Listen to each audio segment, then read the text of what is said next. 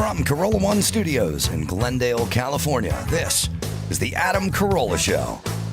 Adam's guest today, the director of The Last Narc, Tiller Russell, plus international security specialist Ed Calderon, and Donald Trump Jr. And now, he hates progressives so much, he won't even watch those ads with Flo. Adam Carolla. Some of those are pretty funny, I gotta say. Flo's funny. She's funny. Like and the actress, Stephanie Courtney. She's a groundling. She's a groundling.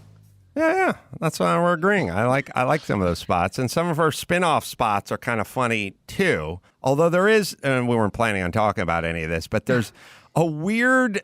Sometimes they do things that don't make sense. I don't know if we were talking about this one or not, but she has this one scenario where she's like protecting the house, and it's like there's a bird, and the car just got washed, and it's on a branch over the hood. Like, don't you dare, bird! Don't you do it! But there's also one where the newspaper guy throws the newspaper and she swats it. She rejects it like an NBA center. And she goes, "Get that trash out of here." And I'm like, well, that's their newspaper, though. Yeah. They actively subscribe to that. There's smart people who work on these campaigns. Again, it's like when I was a kid and I saw the big billboard for, Best Foods mayonnaise, and there's a huge dollop of it on top of a fruit salad. And I was like, oh, who would do that? Like, show them making a tuna melt or something. I don't, or BLT. Yeah. Anyway. Specifically that growing up, I always saw sour cream commercials with the slow strawberry dip in the sour cream. And I've always wondered about that. What is that? All right. Don't know. So anyway, funny. Number two, I had a thought. And I think it'll work out with what people are talking about. I was watching the Democratic convention last night, and, we're always kind of talking about in this time we're in where there's a chasm between the haves and the have-nots. And, some people are really, really crushing it out there, and then other people are barely getting by, and the rich keep getting richer and the poor keep getting poorer. If you watch enough episodes of Good Times from the early 70s, you'll realize the theme of the rich are getting richer and the poor are getting poorer has been around for 50 years now. But I was looking at it and I was like, yeah, and it's, it's always true. The guy in the corner office makes 1,000 times more than the guy on the factory floor and all that. But I was thinking, well, how does this really pertain to me? And what have I figured out, or what have I done, or am I the rich guy or the poor guy, or how did that work? And God, if you're the poor guy, we're fucked. I know. Adam's wealth has gone along the lines of this narrative for the last 50 years. Well, I realized that of course, I grew up poor, but when I got out of high school and I started getting out into the workplace, people forget. It was like the go-go 80s. Like, it was Miami Vice, guys driving Ferraris, cocaine. Cocaine was popular. Cocaine was as popular as it was, not because it was scrumdiddlyicious, but part of it was $120 a gram. And a gram of cocaine was, taking 2 walnuts and crushing them up worth of powder. Like, it was nothing. And so it was a status symbol. Like, it's a status symbol in circles, yeah. Yeah, when the guy came into the party, it's like, hey, man, like, rich guy with the cocaine, rich guy with the Blazer and the Ferrari and the whole era. It was a real opulent kind of time. Like, now, as I've said, like, Leonardo DiCaprio drives a Prius and wears flip-flops and cargo shorts. Now, he's on Geffen's yacht when you're not looking, but he's living his outward appearances as everyone just goes to Old Navy, buys shorts and flip-flops. You would have no idea who Mark Zuckerberg was if you saw him walking down the street, right? I mean, by how he was dressed. Or what he was doing. I think you went to college with him. Right. Okay. So I grew up, and when I got out, it was like mid-'80s. And it was kind of the height of like the money and the cocaine and the flash. And the guys dressed, that guy's uptown, man. Look at that. He's wearing an Armani suit. You know what I mean? Like, even Sly Stallone started wearing like Armani suits with gold tie clips and stuff. Like, guys were wearing rings. And big stud gold. They're wearing these like nugget gold watches and stuff. Like, it was very opulent. Just think about the Armani suit, like the well-dressed man. The oversized taupe Armani suit. Right. And I was sitting around making $7 an hour for cleaning garbage on a construction site. And it was also sushi. Sushi is the cocaine of food. It's like, oh yeah, it's at Trader Joe's now, prepackaged and ready to go for $4. Back then, going out to sushi was like, oh my God, it was $140. And that meant 2 days of work on a construction site to go out and eat sushi. And if you were even in a circle who had heard of sushi and knew that it was available. Right. So that was an early generational divide between you and me, Adam, was when you observed how poor I was screening calls. You're like, you eat sushi. You want to eat sushi. I'm like, yeah, it's $5 at Trader Joe's.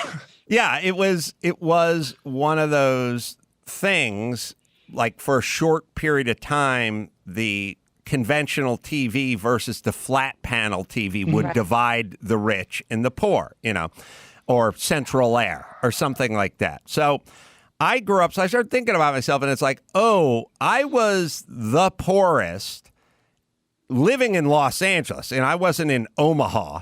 I was in Los Angeles. I've lived in Los Angeles. Now, we knew, like, there's celebrities. Todd Bridges has a turbo Porsche, and he's driving it to Palm Springs. Like, it was like, I knew. The good times will never end for Todd. That's right. Such a Mad Lib. He's going to ride that horse.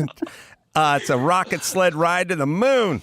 So I was very poor when people knew it. I'm driving a pickup truck that's a beater. People are driving BMWs and calling them Beamers, you know what I mean? And all the movies. All you need to know is watch some of those mid-'80s, late 80s movie, and you see the rich guy calling his girl Muffy, and they're going to a country club.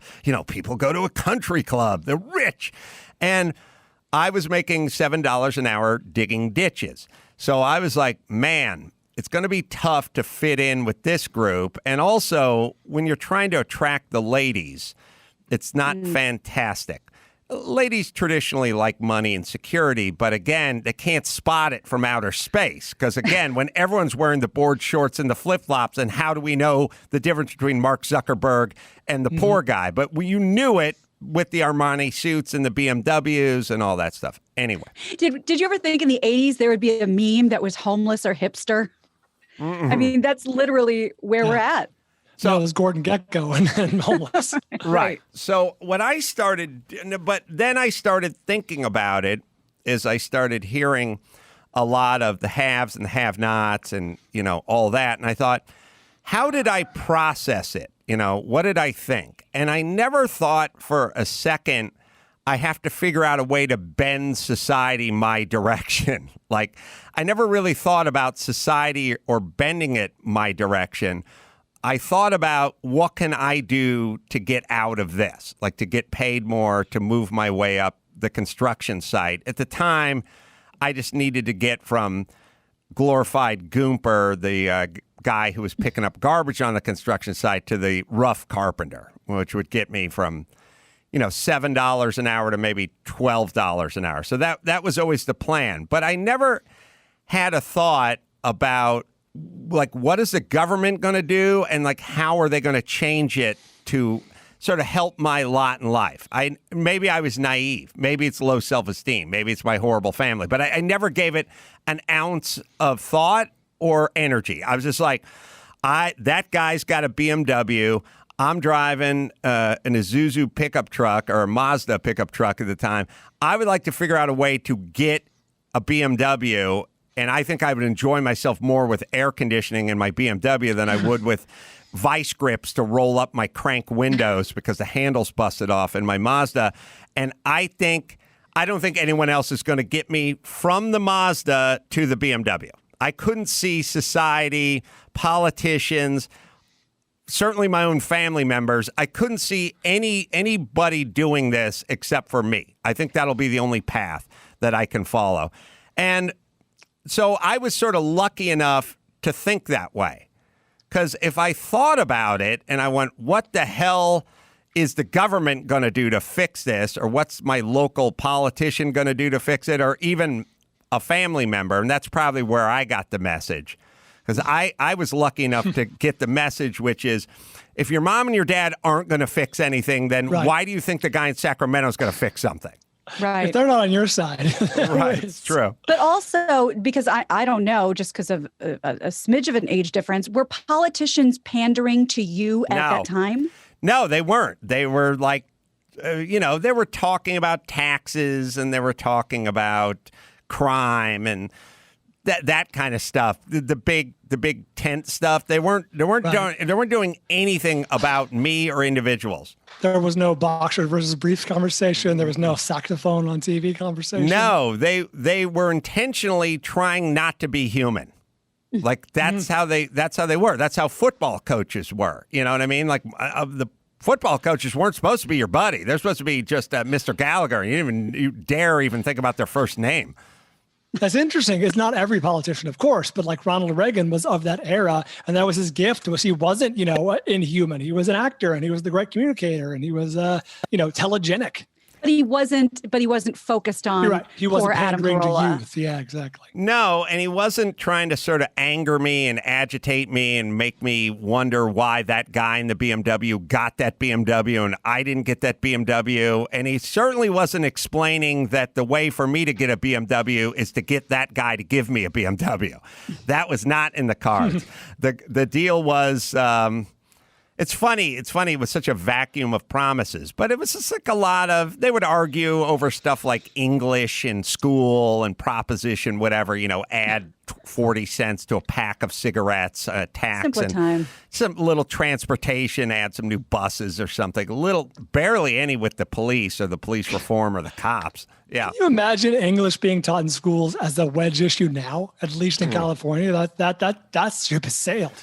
There was that. There was not only were they weren't talk about reimagining policing. Daryl Gates, our police chief, was outfitting military equipment with battering rams, so he could bust into crack houses with one plunge of the accelerator pedal. But I was poor. It seemed like society was thriving around me, and BMWs and Armani suits and cocaine and discos and country clubs. And of course, every Rob Lowe movie had the rich person in it. And I was aware of it. I was also aware that it had nothing to do with me. And that I was also aware that I wanted to not be rich, but I wanted to be successful. I wanted to have air conditioning and not fear that my tools were going to get stolen every night from my truck when it was parked in front of my apartment, all that kind of stuff. I wanted like insurance and I wanted air conditioning, but I never thought anyone was going to do it for me, and no politician ever even discussed it. And I certainly never would have raised my hand at a town hall and asked what they were going to do for me. I sort of knew, when I tried to sign up to be a fireman and they told me I had to wait for a while because I was a white guy, I sort of got which way the wind was blowing. Like, I don't think anyone's going to do anything. And it benefited me, is what I'm saying. It made me go, all right, I've got to go make some hay while the sun shines, and I'll do it myself. And the politicians constantly explain what they're going to do from everyone and explaining why you should be angry that it's not being done in perpetuity. Like, it just goes on, this administration, the last administration, the next administration, one more long punch list that never, it's a punch list, when you finish a house and you're done with the house, you end up with this punch list. And the punch list, and I've gone to finished houses and taken care of the punch list. The punch list is, the bathroom, the baseboard in the bathroom, you need to caulk the top of it where it hits the wall. And then in the kitchen, you have to put the sealer on the grout. It's grouted, but it needs to be sealed. And you just go through it and eventually get to the bottom of the punch list and you announce the house is done and you leave. I would argue that we're creating an endless punch list that is never going to be resolved or finished. It keeps extending. And well, also, that's sort of also stuff on the punch list like we need equality You know what I mean? It's vague. You know what I mean? Yeah, like nebulous, It's intangible. It's kind of endless to what your version of equality is in 2020 and what the initial people in the 60s were calling equality. Yes, sorry. Yeah. It reminds me of sort of the big reveal at the end of so many sci-fi movies, maybe sci-fi horror movies, where the reveal is always the same. We didn't need this to begin with. It's a lie. They were lying to the people. You know, we don't really need to still be on this train and Snowpiercer. We don't need to be, City of Embers. We don't really need all that coal. It's just to keep the people sort of sedated and waiting and waiting and waiting. And I think that's why movies like that resonate with so many of us, because that's kind of how it feels. Donald Trump Jr. 42 on hold or piped up here. Bringing in now. He's got a new book, which is called Liberal Privilege, and we'll talk to him about that. But I have some other questions for Donald Jr. as well. Hey, Donald Jr., good to see you. Good to see you. How's it going, Adam? Good. Say hi to Bald Brian and Gina Grad. Hi, Bald Brian. How are you? How's it going? Gina. Hi there. I'll start off with an out-of-the-box question for you that you're uniquely qualified to answer. I was informed yesterday that I was going to interview your father at the White House in about a week's time. And, oh, wow. And I thought to myself, by the way, just so you know how my family rolls, I said to my twin 14-year-old son, I'm going to interview the president of the United States. And he goes, can I go? And I said to my daughter, you want to go? And she goes, no way. So that's kind of a little microcosm of our country inside of my home. It's on brand. It happens. It happens. But I thought to myself... We're more divided than ever, Adam. I know. I mean, it's literally taking place in my living room. But I thought to myself, and this may be insulting, so I want to run it past you first. Oh, boy. What could go wrong? What could go wrong? No, a national security situation. My feeling is and you suffer from the same thing. I know you. I've interviewed you. I get that you love the outdoors and camping and hunting, and we talked about your time in Colorado and all that stuff. You feel like a real person to me, but to many Americans, you're a cartoon character, right? And I think it's safe to say that your father's been made into a cartoon character as well, through the eyes of maybe half the country. Fine. My feeling is like when I'm interviewing people that I feel have been made into that character, I feel like I want to humanize them. Like I want to talk to them about stuff, not necessarily policy, but like, tell me about your past. Tell me about your schedule. Tell me what shows you like. You know what I'm saying? Like a more human approach to an interview. Does that make sense? I do. I think I see where you're going. I mean, are you sort of asking what you'd sort of be able to ask him about to sort of get some of that? Yeah, like the first thing that popped in my head is I don't know what his schedule is. Like everyone says he sleeps 4 hours a night. Does that mean he goes to bed at midnight and wakes up at 4? Like what is that? How's that? I think it's just not a lot of consecutive sleep. So he's either up, he's always up early. He's always been that way. I sort of remember it was sort of funny, and I don't think he'd remember this, but I remember coming out of college and you're starting to work and you're in the real world and you're early 20s. You're going out on a Saturday night and having fun. And I'd get this phone call at like 5 a.m. It's like, Don, it's Dad. Why aren't you in the office? And me being the smart ass that I am, I'm like, why aren't you in the office? And the response was, I'm in the office. That's why I know that you're not here. And I'm like, that's awesome. Touche. Thanks, Dad. This is like a Saturday morning recovery. And he's calling me from the office. But listen, I think if you want to sort of see the guy sort of as he relates to sort of America and maybe understand how he's sort of been able to relate to Blue, ask him about sports. The guy's an encyclopedia. I mean, he'll remember every fight there ever was, football, baseball. I mean, he's an encyclopedia. And I think you guys probably have that in common. And maybe a couple construction questions sprinkled in. Oh, yeah. Well, listen, no one's built more than him, so he gets that. Everyone always talks about him as a business guy, but the reality is he's a builder. It'd be nice to see some of the Democrats work together so we can do infrastructure stuff now, put Americans back to work. That's his wheelhouse, and I think that's what he'd be looking to do for the next term. Well, what's your head on all this that's going on? Like you read polls, you hear about the polls, you hear President Trump is behind, although I feel like making up some ground in some polls. But then as we learned from the last election, maybe the polls aren't as accurate and maybe uniquely inaccurate with your father because people don't report accurately. I don't know. What's your head? Yeah, I sort of think we're going to see a redo of 16, right? I mean, in 16, it was sort of funny. We did online polling and we did regular conventional telephone polling, right? And you would think when you go to a large enough sample set, statistics tells you should end up at basically the same result. And in these large sample sets, 10,000 plus, we got 15% better online when people were by themselves, like they would be in a voting booth. It's just, it's going to be our dirty little secret. We're just going to vote for Trump and not tell anyone. And I think when you have the climate that you have today, you see what's going on around the country and, conservatives are getting beaten up in the streets. I just don't think that someone's going to tell. There's plenty of people who, wearing a MAGA hat and a sweatshirt, and, that will be happily tell you. But I think there's a big percentage of people that are just going to be like, you know what? I'm for this guy. He's a politician that actually delivered for me. He actually fulfilled the promises that he made on the campaign in 2016, which, you would think wouldn't be an anomaly, but in our political system, it is. Meaning we tell people what you want to hear. I mean, Joe Biden's talking about rebuilding America. He's going to do X, Y, Z. I'm saying, hey, Joe, I mean, you've been in Washington, D.C. for 50 years, half a century.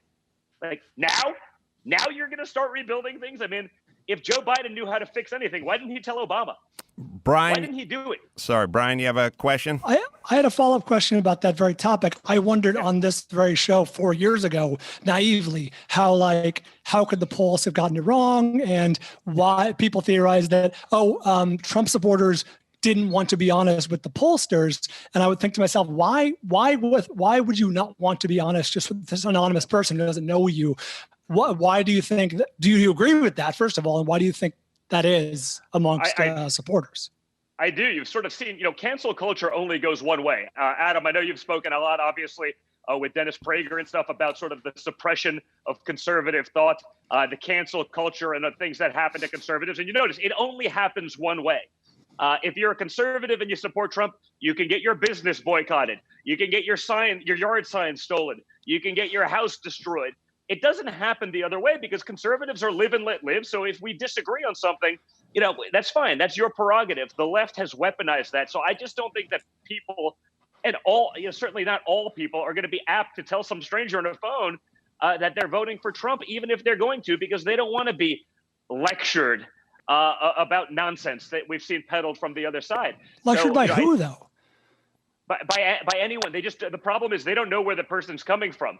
The amount of it's that whisper vote. They'll talk about their friends. I know people that have said, hey, man, I didn't even realize that I voted for Trump. I didn't even tell my wife because I was worried of what she was going to do. And it turns out she voted for Trump, too. And it was like, it's amazing that because they've vilified conservatives so much, and certainly conservatives like Trump who are outspoken, who will actually fight, not just sort of say the stuff on the stump, but actually try to effectuate those policies in D.C., it happens. It's a very real phenomenon. Well, I'll give you a real world example because, a lot of stuff we talk about, polls and stuff, can be tough to sort of wrap your head around. But like I said, I have an ongoing experiment in my home, which is I have 14-year-old twins, and one of them loves Trump and the other one hates Trump.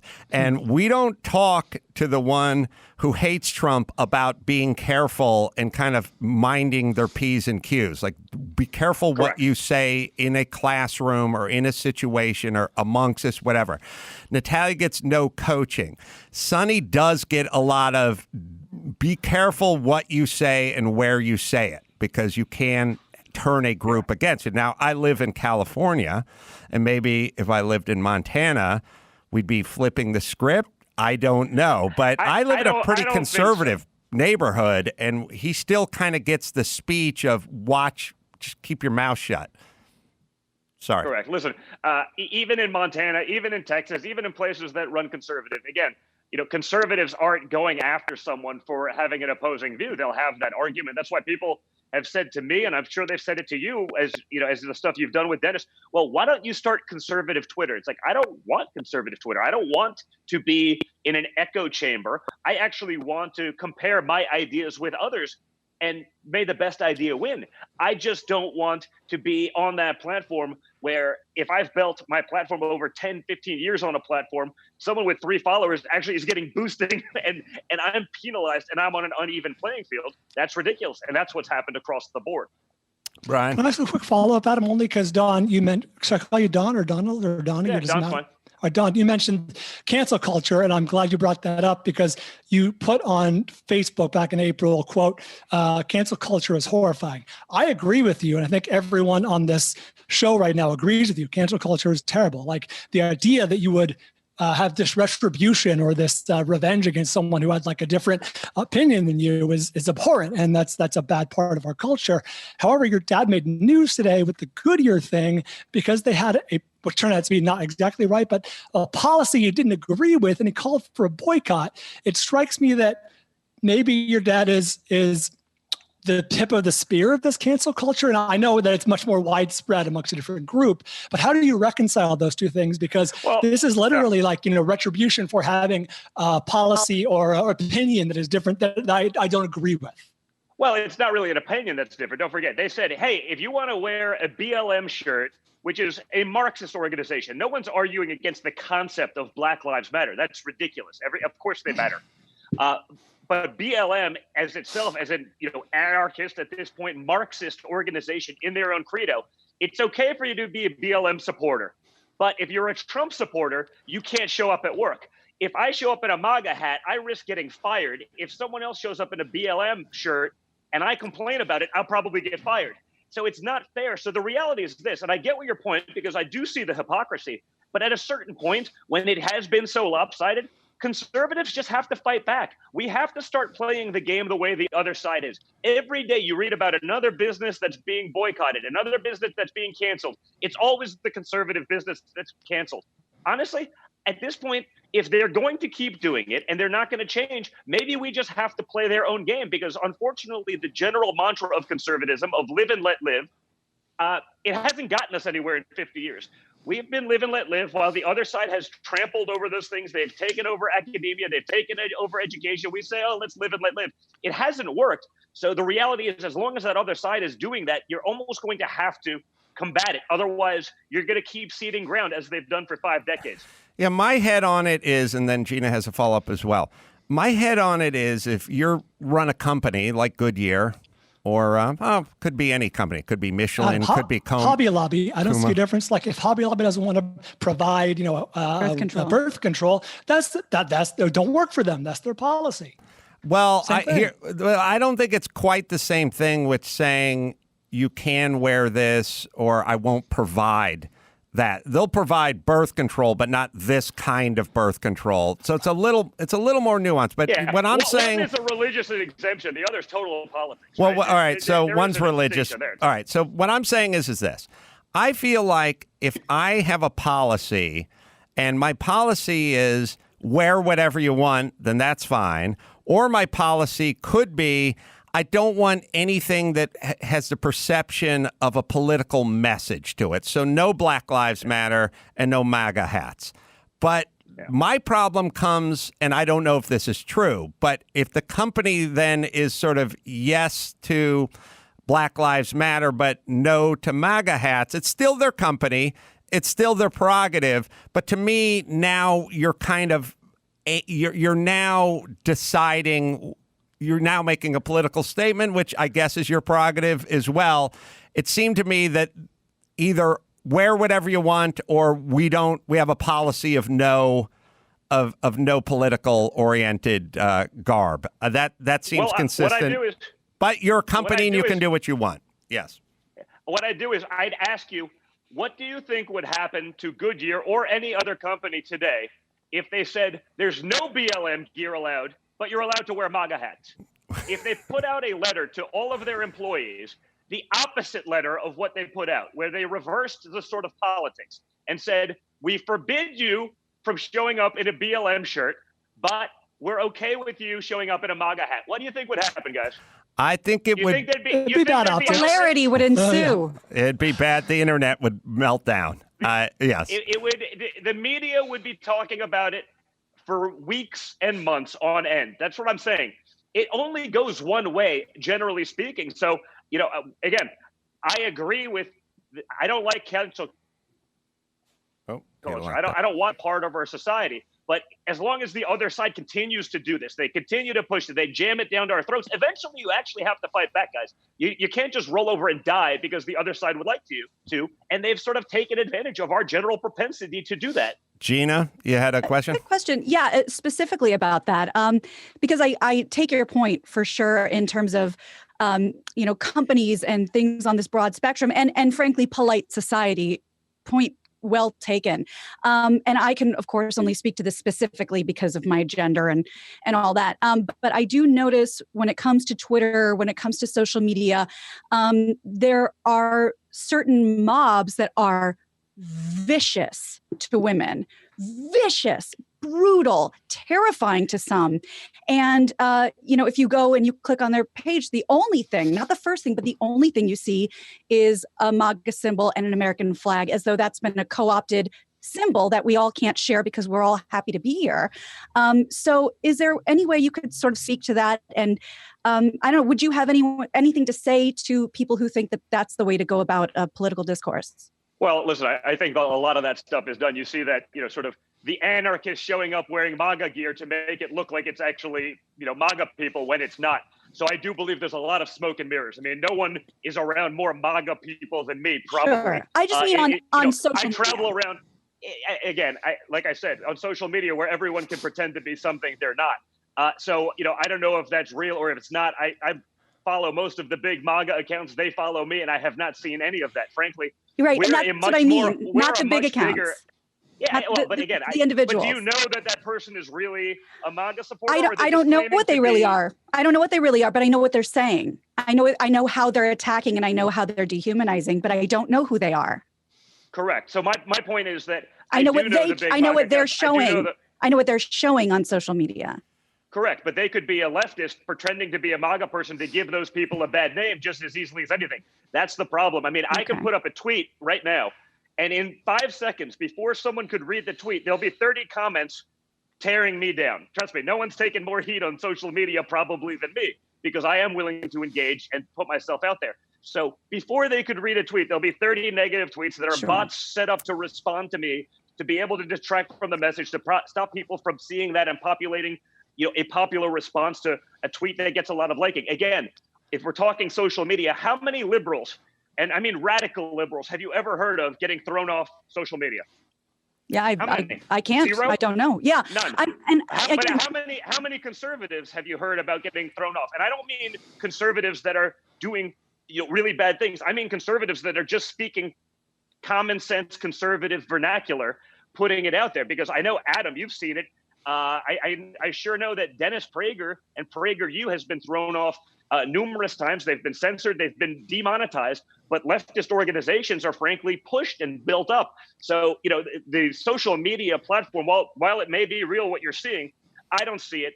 I'm as involved on our side as anyone. I've been the one I've been thrown off Twitter. I was thrown off Twitter 10 days ago. Well, and to your point, I'm not even taking a side. I'm just saying gender specifically. And let's say that you're 99.9% right, and these are all created by leftist anarchists. If there's one guy out there who truly believes in the message and might be distorting the message and thinks the best way to go about it is to attack and terrify women, do you have anything to say to somebody like that? He disagrees with it. Okay, so it doesn't exist. That was my question. No, it doesn't. It doesn't not exist. I think the problem. You want to see real chauvinism? Look at a post that my sister puts up. Okay, Ivanka, who's an incredibly articulate, incredibly intelligent woman, very accomplished in life, done a lot. Watch what the leftists say to her when she makes a post. Do yourself a favor, do it, because it's not a one-way street. Oh, I follow her. I'm trying not to be I don't mean to be a douche, Gina, but what I'm saying is we're way too much on both sides where there is like an example of this or an example of that. I've always kind of felt that way, where it's like, I want school choice. I think parents should stay together. I think parents should raise their kids. I know a single mother who has a son who's a doctor in the Navy now. And I always go, yes, okay, it is. I mean, it's like there's always going to be there's always the outliers. There's Okay. definitely a fucking horrible person on the right, and there's a horrible person on the left, and they're doing things that no sane person who is either on the right or on the left condone. And I always think it's For kind the of right, I folly going down that road, unless it's a large group. Yes, sorry. I hate all horrible people equally, Adam, whether Thank they're right you. or left.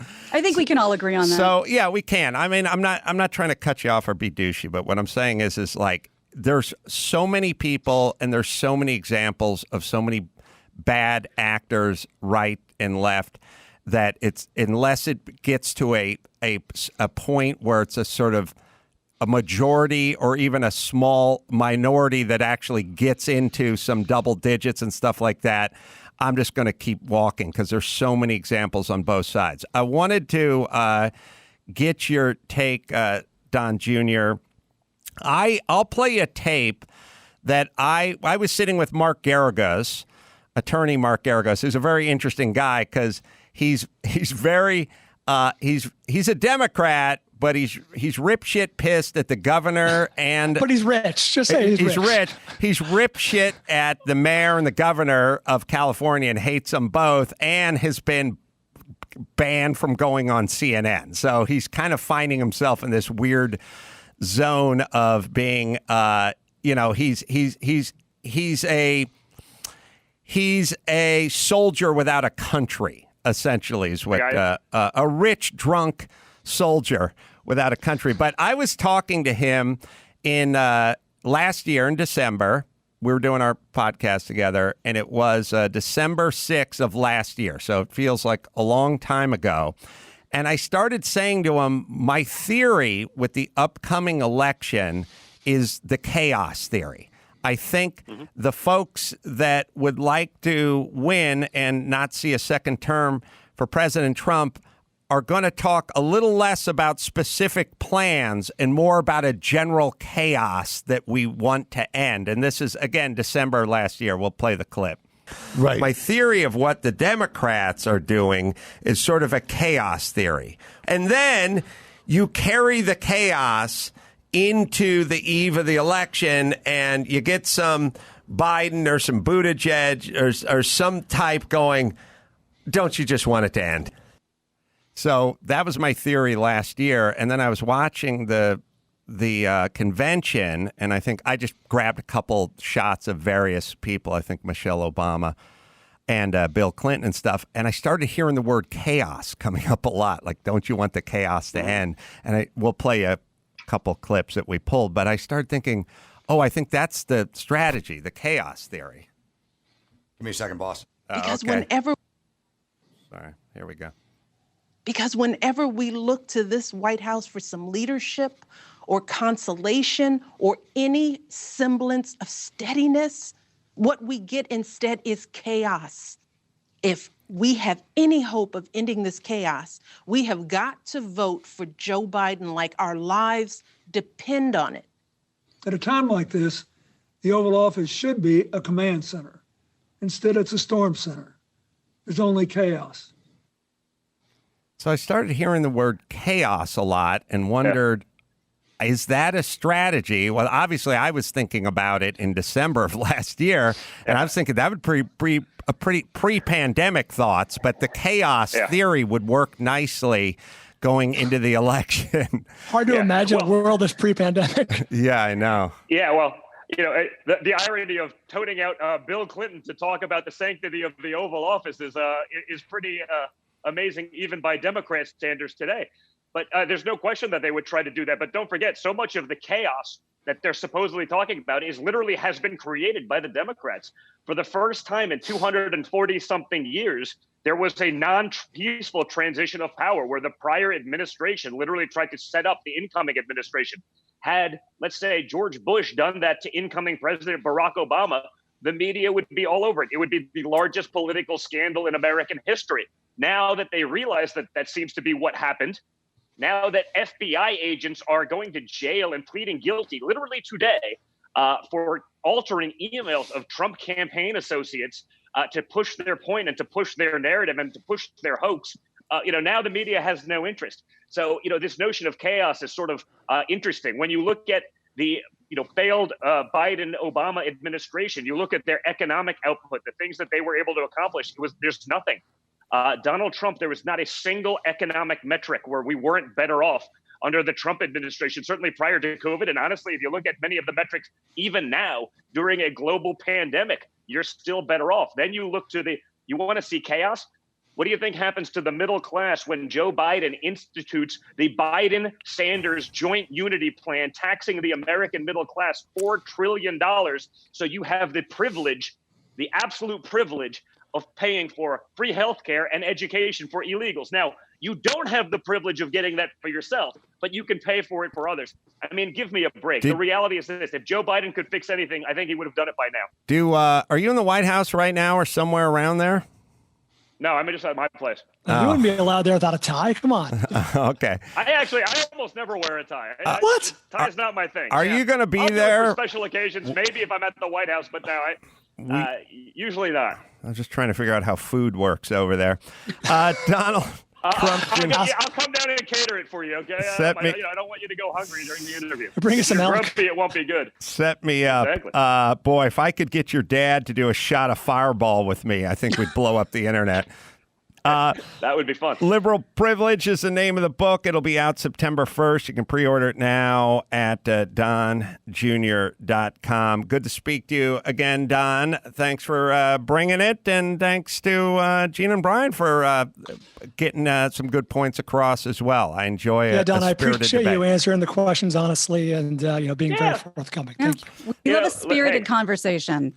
Thanks. Well, listen, when they spend 3 years trying to throw me in jail, I may go a little hotter out of the box than most people. I'm probably a little bit, high strung for that, but it's all in good fun. Thank you, guys. It was great being with you. Thanks, Don. Take care. Thanks. Yeah, I like the, like I said, I always felt like a lot of these guys that are turned into sort of cartoon characters, even Dennis Prager suffers from this. Like when you get to know these guys, they're nothing like what the media sort of creates them to be, sometimes even good or bad, but mostly bad. And I like the idea that although there's disagreements with guys like Don Jr., once you get to talk to him for a little bit, he comes across as a human. And I appreciate I asked him a challenging question. I appreciate acknowledge like there's a bit of hypocrisy there, and then he gave his side of the story. So yeah, I like honesty that. is all I'm looking for. I like that too. All right, let's see. What do I got? A spot here. We got our Geico road trip story. Is that what's first up? Gina, I know we'll get to you in a second because I know you went on a road trip. We got it was awesome. Segment sponsored today by our friends at Geico. Let's take a drive with Geico. Summer's perfect time for that. I tell you, especially when it's hotter than the hubs of hell outside, and I got the ventilated seats, and I crank up the air, and I actually find myself circling places I'm going to just so I can have the fresh, cold air blowing on me. One of my favorite drives is a drive that Gina made recently. What was that drive, Gina? Oh, it was beautiful. We went to Big Bear. It was he was the 4-year-old. Now he's the 5-year-old's birthday, and he's never been to a mountain, and he's never seen a lake. And he wanted a themed birthday party with just the three of us. So it was a butt day party. Happy butt day, because butts are now hilarious. So everything was decorated in butts in our house. You guys butt went cake. Pot committed to this butt theme. I would have talked him out of it and started to work an elbow angle or something, but he went full ass, and you guys went full ass. Pot committed. We got anything a butt this cake. boy wants. Butt. God damn. Butt shirts. Butt Butt shirts. decorations. We all wore our happy butt day shirts for a picture. He insisted on wearing his to Big Bear. So we drove up there. It was a beautiful drive. It took maybe, there he is. And we made little butt glasses for him. He looks like Sia. I got bad news for you. So true. Get a picture of Sia, Max You're Zapata. absolutely right. I want to swing from the chandelier. The Shannon and the monkey bars. So you're absolutely right. We went up there and I warned him because, he's never been and he kept asking me about, what are we going to see? He kept calling it the jungle. And I said, once we get to the bottom of the mountain, that's the halfway point. So, don't get too squirmy. So we're driving up the mountain and it takes, a good hour or more to get up into Big Bear City. His eyes were just so wide. His mouth was so wide. We took some pictures on the turnouts. And the second we got there, because the heat was at 114 at the bottom of the mountain, by the time we got to Big Bear, it was 71. Oh. It was sprinkling rain. We opened up the sunroof. We opened the windows. Everyone's just letting the rain just wash over them. It was cool and majestic. It was beautiful. You could just cycle through it because I'm not sure what pictures you have. He threw rocks in a lake like he was Opie. And it was an absolutely beautiful weekend. He was just mesmerized by all of it. So then, the weekend trip was over. We strapped him into his car seat. We listened. We all like the same music, which is he likes Dolly. Oh, He likes Sia. He likes old country. He likes pop. And we drove back, and the drive back was easy because you know what I realized? When you go, why does it feel like it takes so much less time to get home? Because when you're going somewhere you're not used to, you're not there until you get to the cabin door. But once you start seeing LA city limits, you're like, oh, we're home. That was fast. So it's kind of just a perspective thing. And it was just, we had a great time in the car. And I told you it was a long trip down the mountain because there was some construction. And I said, you know what? We're in a modern car. We got music. We're having fun. You got your activity book. I'm talking to Andy. And we have our air cranking, and we enjoyed the trip. The modern car and the creature comforts is everything for a trip like that. Can't beat it. All right. Well, that was brought to you by our friends at Geico. So you could just go to geico.com and get a quote to see how much you could be saving today when you visit geico.com. All right. Let's see. Not two pictures of the boy. We're looking at Sia and the boy with the butt shade on. Yeah. Good call with the pink shirt and the bow. Whoever dogged that up. Yeah, Adam, good I don't shot. know about. I can't speak for my fiance, but you made my day with this comparison. That is I don't really know how my brain works, but I see things and everything reminds me of something. So I rarely just see new images and have no thoughts. I see, what I do is I try to connect everything to everything. Yeah, so it's interesting. You've done good. I've always said the best quality that Jimmy Kimmel has is he's always saying if he meets you, he'll go, oh, you're going to love this guy. And he puts you two together. That's what we do. I don't do that. But when I do it emotionally, like if I see a photograph of something, I go, I got to connect it to something. It can't just live in a bubble. I've got to connect it to something. I don't know what that is. All right. Let me hit cuts here. T-shirts are the a staple for many people, and they're plagued by shrinkage and the bacon neck and the color fade and the wrinkles and the stretching. Cuts Clothing completely changed the game. Quality, style. You won't go back to your old T-shirts once you go with Cuts. The fabric and function is good. They're pre-shrunk, wrinkle-free. They retain their shape. And you can choose your collar, by the way. You can go with the crew neck, you can go with the V-neck, you can go with the Henley as well. And they have an elongated split hem for the classic curve, or I should say the classic curve hem. And they have a new Pika polo, which is like no other you've ever worn. It's they've reinvented the polo. So it's the only shirt worth wearing. Once you wear cut shirts, well, it's impossible to choose regular T-shirts again. They gave me these. I wear them. They are excellent. It is Cuts, right, Dawson? See why Cuts is the only shirt worth wearing. Loved by your favorite athletes, entrepreneurs, and even podcast hosts. It seems like everyone is wearing Cuts these days. Get 15% off your first order by going to cutsclothing.com/Adam. That's cutsclothing.com/Adam for 15% off of the only shirt worth wearing. All right, let's take a break. Come back and do the news with Gina Grad right after this. Give me the news with Grad. News with Gina Grad. Breaking viral, all those crazy Trump tweets. Give me news with Gina Grad. Trouble in the Middle East. Celebrity drunk meltdowns. Need news with Gina Grad. The news with Gina Grad. Kick things off with some celebrity news. Cuba Gooding Jr. back in the news, being accused of rape, and the alleged victim is suing. According to the lawsuit obtained by TMZ, the woman says he coerced her to his hotel room in 2013 and assaulted her before falling asleep and allowing her to escape. Jane Doe is suing Gooding for a crime of violence based on gender and seeking damages.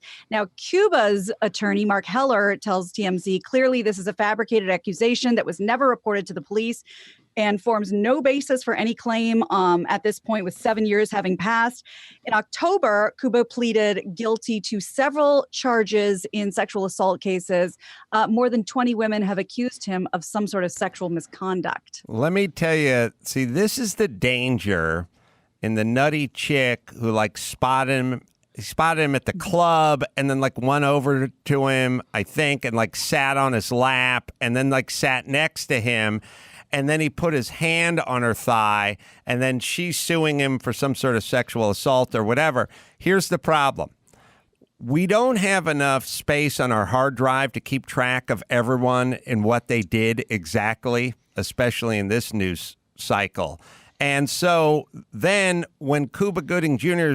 is accused of rape as we used to define it, like in the hotel room, blah, blah, blah. Then when did you hear Cuba Gooding? Yeah, he didn't, that was his nothing burger. That was a nothing burger. No, he raped, he raped a woman. Yeah, sure. He put his hand on her thigh. Yeah. This is the danger of all the sort of stuff that we're calling this, but it's not that. So it seems to me that Cuba Gooding Jr.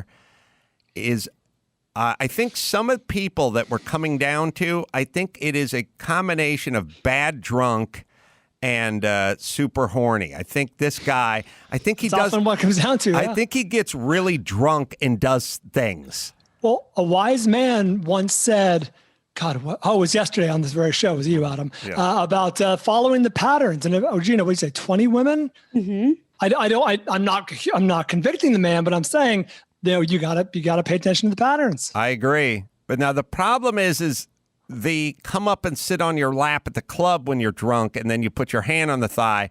If that's in the 20 women, then we have to start weeding them out to get to our number, because I want the go to the room number, because that's where the criminality is. Right. To me. But anyway. Yeah. Tracy Morgan and his wife, Megan, have both filed for divorce. And TMZ says the split could get nasty. You can't fire me. I quit. All right. Megan filed first on July 28th and Tracy followed the next day.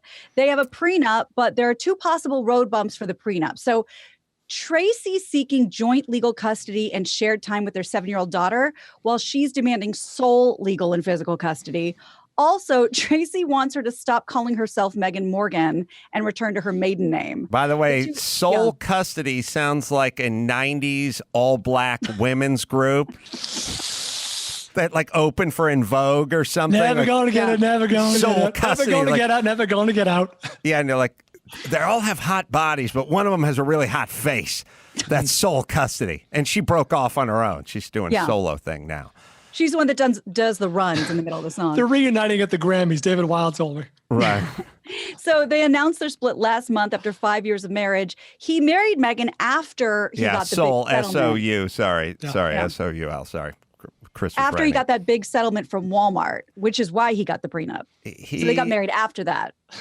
Oh. And then she filed for divorce, and then he filed for divorce the next day. So did he get the prenup before the big payout from Walmart? It says he married Megan after he got the settlement from Walmart, which is why he got the prenup. Oh, okay. I love Tracy and I've spent some time with him, but I feel like he's like paprika, which like a little bit goes a long way. You don't want it for breakfast. Like you don't want to see it in the kitchen for breakfast. You don't want it all the time. You want a pinch, not a tablespoon. Right. So going out and having some beers and having a good time, it's fun as shit. Like for, Crank Yankers rap party or something, you want Tracy Morgan. But I don't know if you want to wake up on a Wednesday and find him in your home with you. You know what I mean? Like that's a lot of Tracy Morgan. Well, Was it Rob Schneider who said the first night he met Chris Farley? Was it Rob Schneider? It was. They went out to a Mexican restaurant and smash cut. Chris is up on the table with his shirt off, dancing like crazy. Right. Also, Tracy Morgan did the move where he did the poor to rich guy move, which is the guy who grows up in the tough neighborhood, living in the projects, now becoming a billionaire move, which is all he did was buy Lamborghinis and saltwater fish tanks. Like the saltwater fish tank is I'm going to buy a bunch of brand new Ferraris and Lamborghinis, but inside your house. It's like, I must spend a ton of money, but I don't know how. I know how. I'll buy a huge fish tank for inside the house, and then outside the house, I'll drive around in brand new Lambos and Ferraris. That was, and maybe a Bugatti, I think maybe as well. Oh, there's us. Wow, there's us at Crank Yankers, Jim Florentine, Jimmy's in there. I'm in there. Tracy Morgan's in there, looking sort of normal. With this, is there a rule that Tracy Morgan and Jimmy Kimmel have to weigh the same collectively throughout their lives? I don't know. And it's Spoonie They've Love. gone opposite directions. I know. There's but collectively, I mean, when you Yeah. they both step on the scale Their at the combined same weight time. must be the same throughout their lives. Right. Yeah, I know, because Tracy found the 25 that Jimmy lost. Also, where's that picture? Was that from a rap party? I think so, yeah. It looks like you're at Caroline's in New York. Oh, we are, yeah, looking at the checkered pattern in the back. We must have had a Caroline's rap party. I don't know. It's all a big blur. If somebody, I swear to God, if somebody came up to me, maybe Those upfronts? Maybe it's the pandemic. I don't know. If someone came up to me and said, you were never involved with a show called Crank Yankers, I'd go, wait a minute, I think I was. And they go, no, you weren't. And I'd go, wait a minute, I thought me and Jimmy came up with that show. They go, look, I just Googled it. You're not. I'd go, okay. Some Jedi you mind insist. trick shit. I'd literally Jedi go, mind well, maybe I'll come up with another show one day and show you. And I would leave. And then he'd go, wait a minute. I'd go, I'm leaving. And he'd go, we're in your house. And I'd go, oh, well, then you leave. Yeah. And then he could convince me it wasn't my house. That's kind of where I'm at right now. That's a premiere Yeah, a party. little foggy That's brain. the premiere party in Caroline's in 03, 2. Why'd you do it in New York? Could have been part of upfronts. I think you told a story once where you were upfront at Caroline's. No, am I wrong about that? Again, Brian, as previously stated, I would Brian, never he tried to deny tell or you. confirm It's a really good anything point. that It's a I've really- said. It's a really good point. But it's from May 2002. The upfronts would either be in New York or LA, or they had them in both spots. I just thought you remember told a going to story those. once about upfront being at a comedy club. That sticks in my mind. That could work or not. Who knows? You were there. You loved it. Yeah, and I do know, as I've always said, that Crank Yankers was called Prank Puppets, and I was in New York with Jimmy when we were arguing with the attorneys as to why it couldn't be called Prank Puppets. Think about the innocent time that was 2001 and a half, which is we wanted to call our show Prank was malicious. Puppets, and they said no. Why? I don't get it. It opened us up to too much liability. So this had to be before Johnny Knoxville and all those guys. I guess it was, and I Talk about liability. It was an Found- insane conversation. Found Gold, though. I'll go. I'm on the record as saying Crank Yankers, better title. Agreed. All right, what else we got, Gina Gran?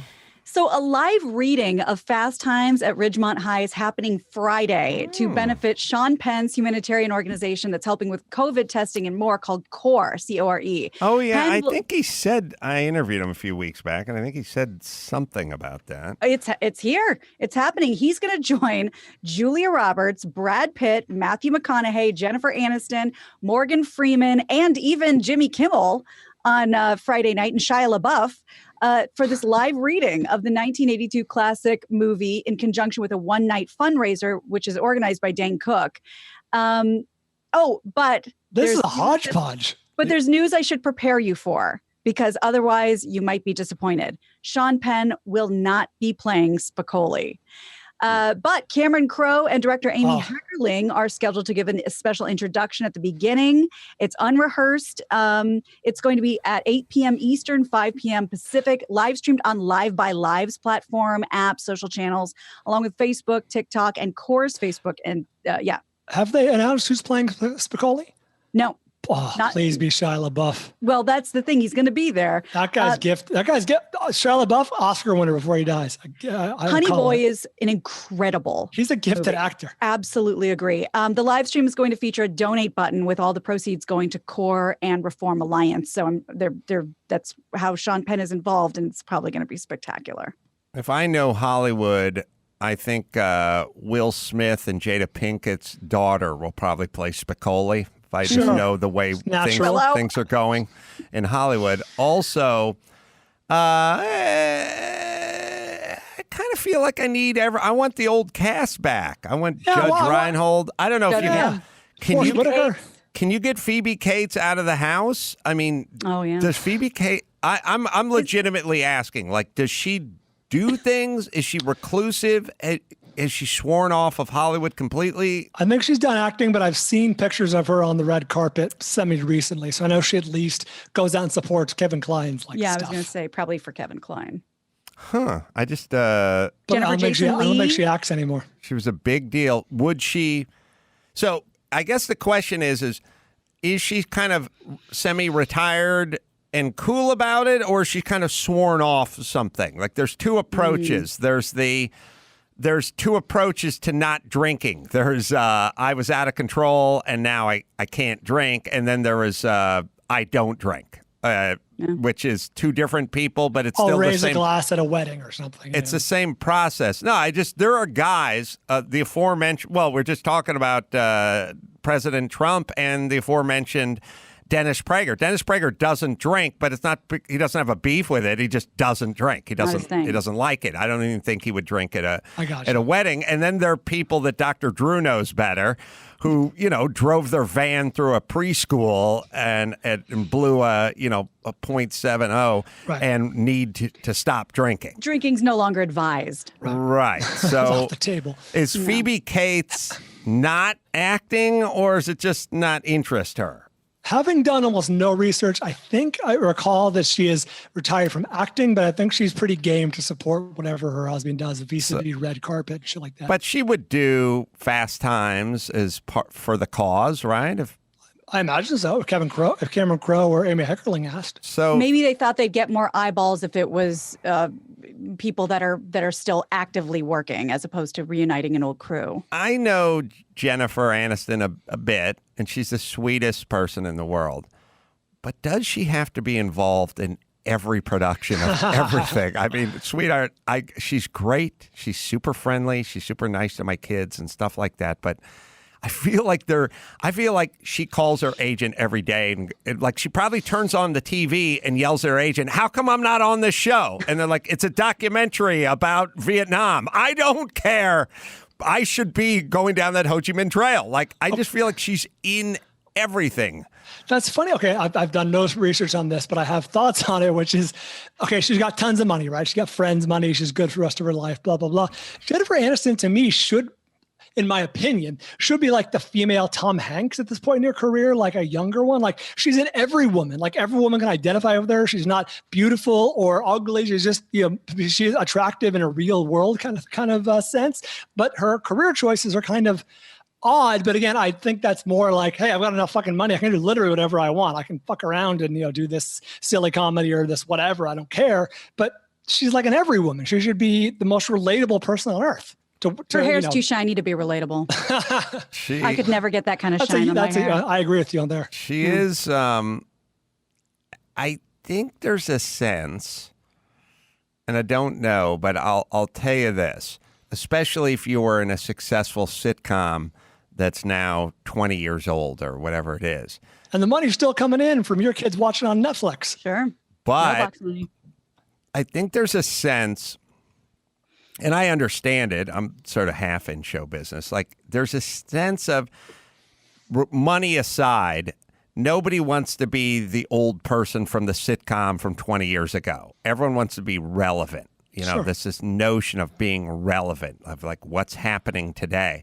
And part of it is doing projects and getting paid. But the other part of it is just showing up places, being involved with places. When something like this makes the rounds, does the news cycle, hey, they're redoing Fast Times at Ridgemont. You want your name in that 8-person list. And that's what I think we're talking about here. Okay. I don't know what I'm looking at Max Zapata for. Kids, you want more Phoebe Cates Oh, Phoebe Cates. Yeah, I want to know. So when her and Kevin Kline were married, they agreed to alternate their film schedules so they could take care of the kids when she became a mother. But when it was her turn to take a role, she was always too shy to take it because she thought it'd be too time consuming. So she really just stayed home to take care of her kids. Are they not married anymore? I think they still are. If you wanted to interview her, could you interview her? Because I don't feel like she does anything. While we're looking that up, August. yeah, well, I'll throw this out there again. No research, top of my head. Phoebe Cates never struck me as a powerhouse of an actress, whereas Kevin Kline is a fucking world of talent. Like that guy's bursting at the seams. I wonder if that's a nice way, what Chris just read, a nice way of sort of massaging the truth, which is Kevin Kline kept fucking getting work. Yep. You sound like someone who never saw Gremlins. She's not terrible, but like, she's kind of disposable, right? Brian, I'm sorry, but that scene where she's explaining why she hates Christmas. No. I mean, I look, you're going to have to get a snow shovel out and eat your words because that is the definition of chops. Right. That is in the Smithsonian right now. Every acting academy shows that during orientation. You understand? Sometimes the answer is so obvious it escapes you. Now you got to find the clip, Max Zapata, because that's the greatest. And it's not only the greatest acting tour de force in cinematic history, but writing as well. This is the second time today this has happened to me because Christy, vis-a-vis a client of hers, like, are there any famous movie scenes involving oranges? I'm like, what the fuck are you talking about? And of course, one of the most famous scenes of all time is fucking Godfather putting the orange in his mouth and then dying. At the end. Yeah, it's an iconic scene. Of course, it didn't come to me. I feel like a failure. Second time today. Well, here we go. Why would she wanted to know that? I'll tell you off the air. Okay. Sorry. Brian, Chris, you can find that. Yeah, I'll find scene. it. Hit Simply Safe. And I will. That you have to look. You have to listen to that scene, and remember, going into that scene, we had to accomplish. When you write scripts, and I've done quite a few, there's two things. Sometimes you're just trying to get a laugh or trying to get something from the audience, but sometimes you just need to accomplish something. Like you go, this person hates Christmas. Why? And when that's the challenge, then you do it as quickly as you can because it's not funny or interesting, right? So you come up with something where you go, I'm Jewish and I was the only kid in my preschool and everyone made fun of me during Christmas time or something like that, right? It's pretty easy. Yep. So with that in mind, we'll find that scene. But first, I'll tell you about Simply Safe. Most home security companies trap you with high prices, tricky contracts, lousy customer support. There's only one that is a no-brainer, and that is Simply Safe. Everything to protect your home, an arsenal, sensors and cameras for every room, and door, window, all motion detectors, all tailored specifically for your home, professional monitoring, day and night. They will reach out and ping the police or the fire department or medical professionals if necessary. No contracts, no pushy sales guys, no hidden fees, no fine print. Starts at just $15 a month. U.S. News World Report named it the best overall home security for 2020. Right, Dawson? Head to simplysafe.com/Adam and get a free HD camera for our listeners. That's simplysafe.com/Adam to make sure they know that our show sent you. All right. Adam, yes. Before we watch this scene, can I just preface it by saying you're 100% right about those scenes where you need to establish why this character hates Christmas when it's necessary. In this movie, it's totally unnecessary. It's almost a non sequitur. Like she's like, I bet it's like another reason why I hate Christmas. Oh, really? Do tell. Right. Yeah. She didn't need to hate Christmas. It's like that friend who's like, well, I had a hell of a day today. And they want you to ask him why. Right. We need to know why the Grinch has a problem with it, not Phoebe Cates. All right, here's the scene, and we're going to find out why she hates Christmas. It was Christmas Eve. I was 9 years old. Me and Mom were decorating the tree, waiting for Dad to come home from work. A couple hours went by. Dad wasn't home. Mom called the office. No answer. Christmas Day came and went, and still nothing. Hold on. Brian, you think Meryl Streep could pull this off? You know what? I'm reevaluating everything they said about her versus Kevin Kline. Keep going. Keep going. 4 or 5 days went by. Neither one of us could eat or sleep. Everything was falling apart. It was snowing outside. The house was freezing, so I went to try to light up the fire. And that's when I noticed the smell. Silent Night just went into minor keys. The smell. Firemen came and broke through the chimney top. And me and Mom were expecting them to pull out a dead cat or a bird. And instead, they pulled out my father. Hold on. Can I say this? If a fireman came to my house and broke through the chimney top and pulled out a sparrow, I would be pissed. Yeah. I'd be like, you know how much fucking masonry work this is going to cost me now because you couldn't have just leaned a coat hanger down there and fucking grabbed a bird? Well, here's your mouse. Here's the problem. Yeah, and also, conversely, or to be fair, if I'm the fire department and you called me because you thought you had a squirrel or sparrow on Christmas, I'd go, hey, listen, there's a fucking barn on fire up the street now. Do you mind? We're busy. But anyway, what'd they find? He was dressed in a Santa Claus suit. He'd been climbing down the chimney on Christmas Eve, his arms loaded with presents. He was going to surprise us. He slipped and broke his neck, died instantly. How would you know? That's a good point. And that's how I found out there was no Santa Claus. Really? Spoiler alert Yeah. for all the kids listening. I had a friend tell me at school in the 3rd grade, but, you know, to each their own. That's like the equivalent of Seinfeld. That's the tractor story? Well, a couple things that always bug me about that from a writing standpoint, which is, did the mom know about this? And then were you guys like upstairs in your bed and he was just going to come down through the chimney alone with no witnesses? What's the point? Yeah, she went to bed alone, presumably, obviously. And at some point, he met his fate. Right. So, and then what's the mom? You think about the mom. The mom's like, where's Bert? I don't know. I'm going to bed. Yeah, she called the office.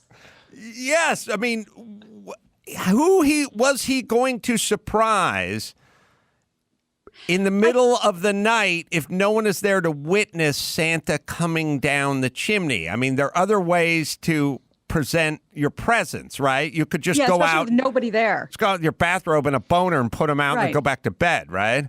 It sounds like he was having some sort of a manic episode that they don't touch on and should. Oh, he was mentally ill. Yeah. That's probably this explains a lot. Probably in the director's cut. But this Joe guy Dante's director's was cut? an ambitious dad where he literally was crawling down it. And by the way, it's filled with creosote and soot and it's a mess. And there's also a fire shelf. You can't get through. It's not like a straight line down. Well, now you tell him. And also, if you slip, you? according to you in your chimney, if your chimney is basically a garbage chute, which it isn't, your chimney has a firebox and a fire shelf. Like if you go up and look in your chimney, you'll see like a thin crevasse where it goes up. It's not just wide open. Like you couldn't just look up and see daylight through the bottom of your chimney. But if in fact that is the chimney that he was crawling down to pop into the fireplace and surprise everyone, then when you slip and break your neck, you end up on a Duraflame log at the bottom of the chimney in the fireplace. Like you are discovered when they come downstairs. Yeah. I have so many problems from a building standpoint, from a code standpoint, from a creative writing standpoint. They're just lucky I wasn't in the room when they were laying down this idea. All right. Let's bring it home, Gina Grad. You got it. I'm Gina Grad, and that's the news. That was the news with Gina Grad. Well, last but not least, Madison Reed, Mr. This stuff. I don't have it in front of me, Maxipata, but I can speak from the heart, buddy. Come on. Heart.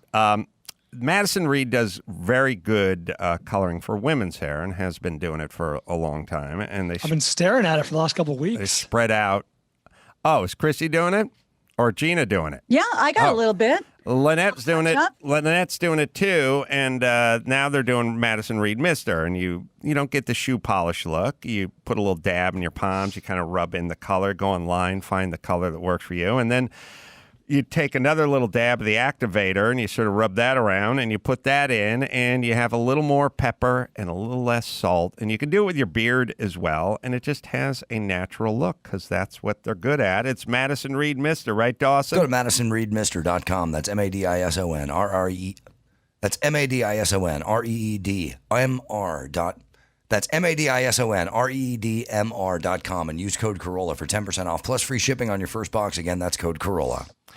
Well, Ed Calderon, our expert on all things south of the border, and Tiller Russell, who's a director of a 4-part docuseries, The Last Narc, is a crazy, interesting story about a DEA agent who was murdered by the cartel. And the story is we knew about it. This guy wasn't protected by his own country. It's a very interesting case from '85 and kidnapping and blah, blah, blah. So we'll get into him. With that, in a second, I'll bid adieu to Gina and Bald, and we'll bring in Ed and Tiller right after this. In the spirit of Murrow, Jennings, Cronkite, here's another great moment in local news. Pricey protection, the face mask that will set you back more than $1 million. That's a great moment in local news. Now, back to the Adam Carolla Show. Well, Ed Calderon has joined us. You know Ed Calderon. You love Ed Calderon. He tells us everything that's going on south of the border and bleeding into this country as well. He's an ex-federale in Tijuana and now makes his home in the United States, but has many insiders and gets all the information, what's going on over there. Always good to see you, Ed. Good to be back. Not a former federale, by the way. Oh, former agent of the government. That's what it was. Oh, they don't call them federales over there? Oh, that's a bad word. Is it? Yeah, right now it is. Oh. Right now it is. It used to be cool. It's not anymore. I want to know the distinction there. Sorry, and we'll try to figure that out. Tiller Russell is a director. He's got a 4-part series, docuseries, The Last Narc. It's available on Prime Video right now, and I guess it's Amazon Prime, right? Indeed. And they just call it Prime Video, or they go Amazon Prime. Now, I'm all over the place today. But Amazon Prime Video, and I have not seen it. I was talking to Mike August about it, and he said it's mind-blowing. He said especially the end and when you really find out the story, what happened to a DEA agent, Enrique Quique Camarena, so from 1985. So let's get into that, because Mike was saying, oh, they found the guy still alive, talk to people like it's well, let's do the sort of elevator pitch of the story, and then we'll get into some deeper, nuanced discussion about it. Well, essentially, it's a 4-part series about the most notorious murder in the history of the DEA, which was the kidnapping, torture, and murder of Kiki Camarena in 1985, and the sort of shadow of dark alliances that surrounded what happened to him and why. And so it's our deep dive on exploring the truth behind the legend. So people are familiar with the case, and he was tortured, he was killed, and I think the big revelation is that we knew about it and we were aware of it, and even there as well, meaning agents from our government. Is that correct? Yeah, it was a kind of a shadowy alliance of Mexican cartel figures, people from American intelligence agencies, both the DEA and the CIA, and sort of with the apparent complicity of the governments on both sides of the border. What was, Ed might know this the best in this conversation, what was their main product in '85? It was 2 things. The growing of amapola, which is basically, they started growing, they had poppy fields down there, and weed. pot fields. They mentioned in the documentary the famous Rancho El Búfalo, which some say led to the bringing about the anger of the cartels when it was found after Kiki Camarena's investigations. So it was heroin and weed were the two? Amapola, which is poppy fields, and weed was being grown in the hillsides, and they were basically moving cocaine up into the U.S. That was kind of the main business back then for the inception of these. These were the OG cartel members back then. So let's tell the story of Kiki. Where does he start off, and how does his arc work?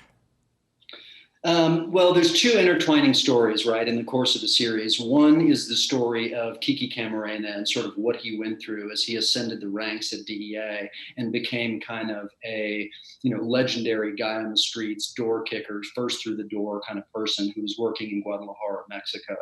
And then at the time of his kidnapping and murder, it became kind of an international sensation, a news story in which people were trying to get to the bottom of what it was. Later on, the second piece of the story is that the investigation several years later was taken over by a man named Hector Barreas, who sort of came from a similar background, didn't necessarily know Kiki, on the streets and working, but was deeply moved by his story and willing to go to the end of the earth to find out what really happened. And you're a former crime reporter for newspapers, so that you kind of have your base there. I mean, you know how to investigate things.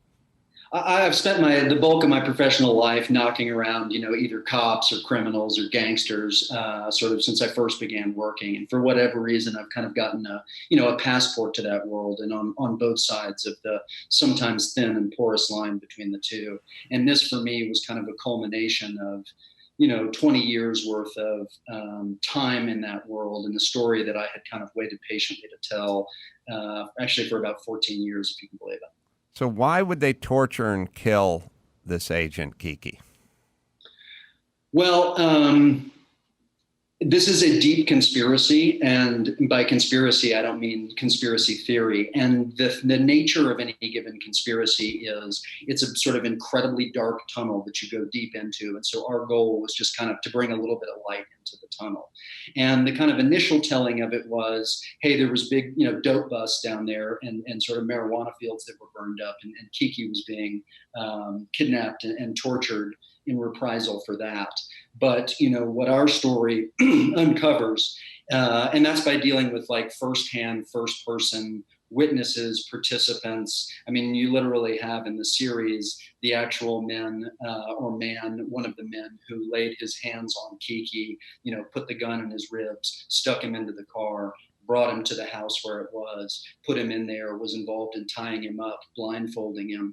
And what unfolds in the course of the telling of the story is it wasn't a simple kind of, revenge of the narcos, so to speak, but that there was concern that Kiki had stumbled across the kind of dark alliance of drug cartels and the CIA affiliated with the Iran-Contra scandal, and everybody was afraid that the whistle was going to get blown.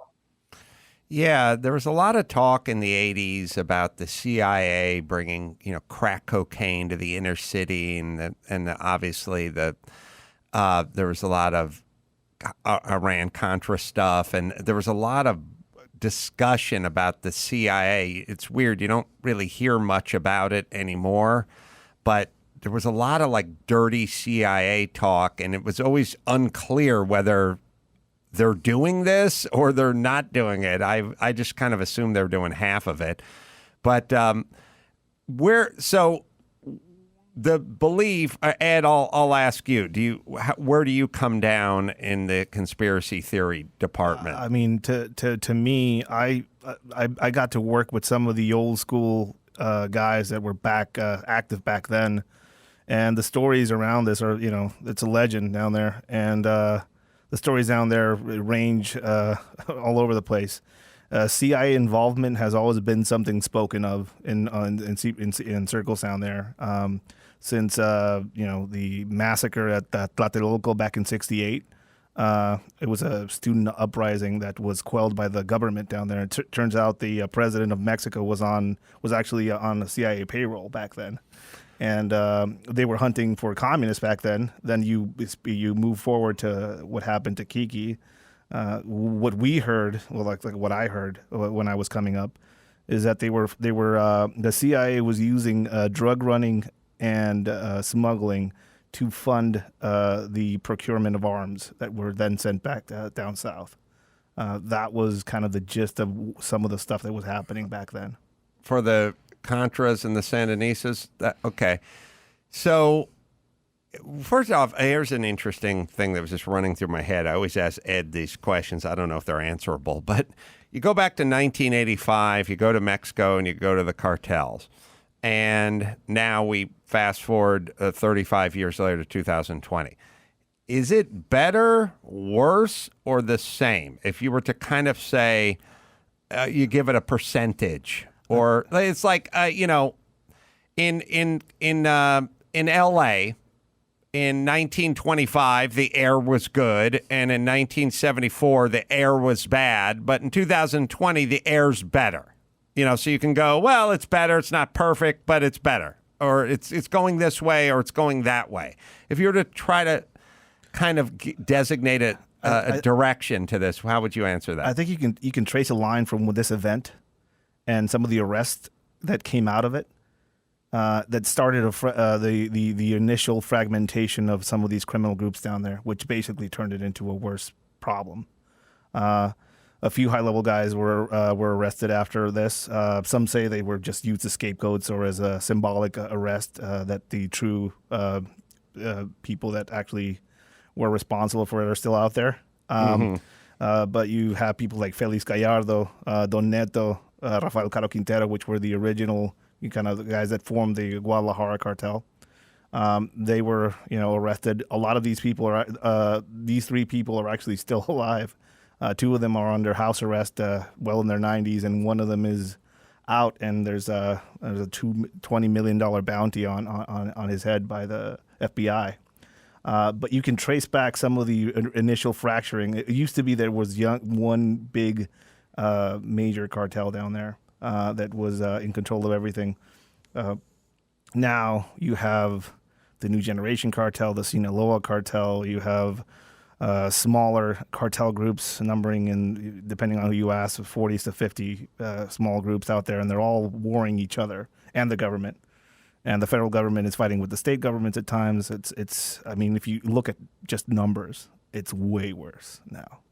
Awesome. Can I add, Adam, that, just building on what Ed said, like, to me, and why this story is still so relevant is, like, this is the flashpoint that has led to the cartel wars that have engulfed Mexico in violence to this day. Without this one specific murder, the kind of ultra violence and chaos and fighting factions that Ed was talking about, it's all directly a product of this one story. Well, as I was talking about it with Mike August, he was explaining that one of the fellas who was there, still around, and I think living in Florida somewhere, maybe Miami, I can't remember what Mike told me. The intelligence, the CIA Cuban, El Cubano, as that they call him down there. Yeah. You can speak to it. And the allegations are that, that these people, first person witnesses, are saying that not only was this guy kind of a notorious CIA asset and the guy who, in fact, once upon a time had hunted down and killed Che Guevara and cut off his hands as proof of who he was, and was kind of like the Zelig, of the American intelligence covert ops effort, was in fact the man who was one of the primary interrogators of Kiki, and is the one that's asking many of the most trenchant questions on the recordings that were made of the kidnapping and torture. Oh, and he's still with us and living in Florida somewhere, and nobody is looking into, what's his status? Well, it was interesting. Part of the process of, like, when these explosive allegations came to light we took it upon ourselves to reach out to everybody who was directly implicated. And it had to be sort of very specific, like it's this person that says you were exactly here on these dates and these pre-abduction meetings where you were planning it. You were there on the day. You were the one conducting questions. You were the one who brought in the tape recorder because the entire thing was tape recorded. And so I had to go to him and sort of write him a personal letter saying, hey, here's what I have come across, what these other people have said. How do you want to respond? And he was very short and very sort of curt and said, this is all the product of a Cuban intelligence disinformation campaign. I was never even in Mexico during these years, and I have no further comment and don't want to be in the show.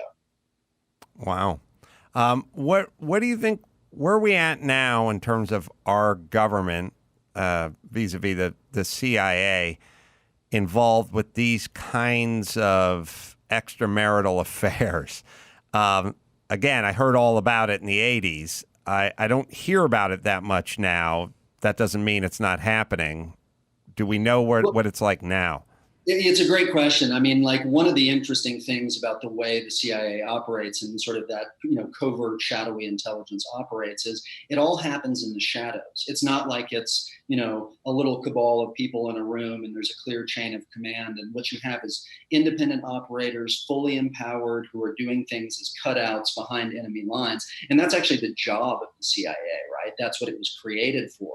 But, finding an ability to like police that and making sure that people don't sort of run amok and abuse the power or deliberately being used to do it. Oftentimes it takes a long time for the story to come out. So my experience as a filmmaker and journalist, I guess, is that oftentimes you got to let these stories breathe for a long time. And then suddenly as people get older and they're like, they got like pressure on their heart about like what was the truth that they're carrying with them that they don't want to go to the grave in. That's when you kind of hear these stories. So it's like, I think they'll increasingly come out more and more with the passage of time.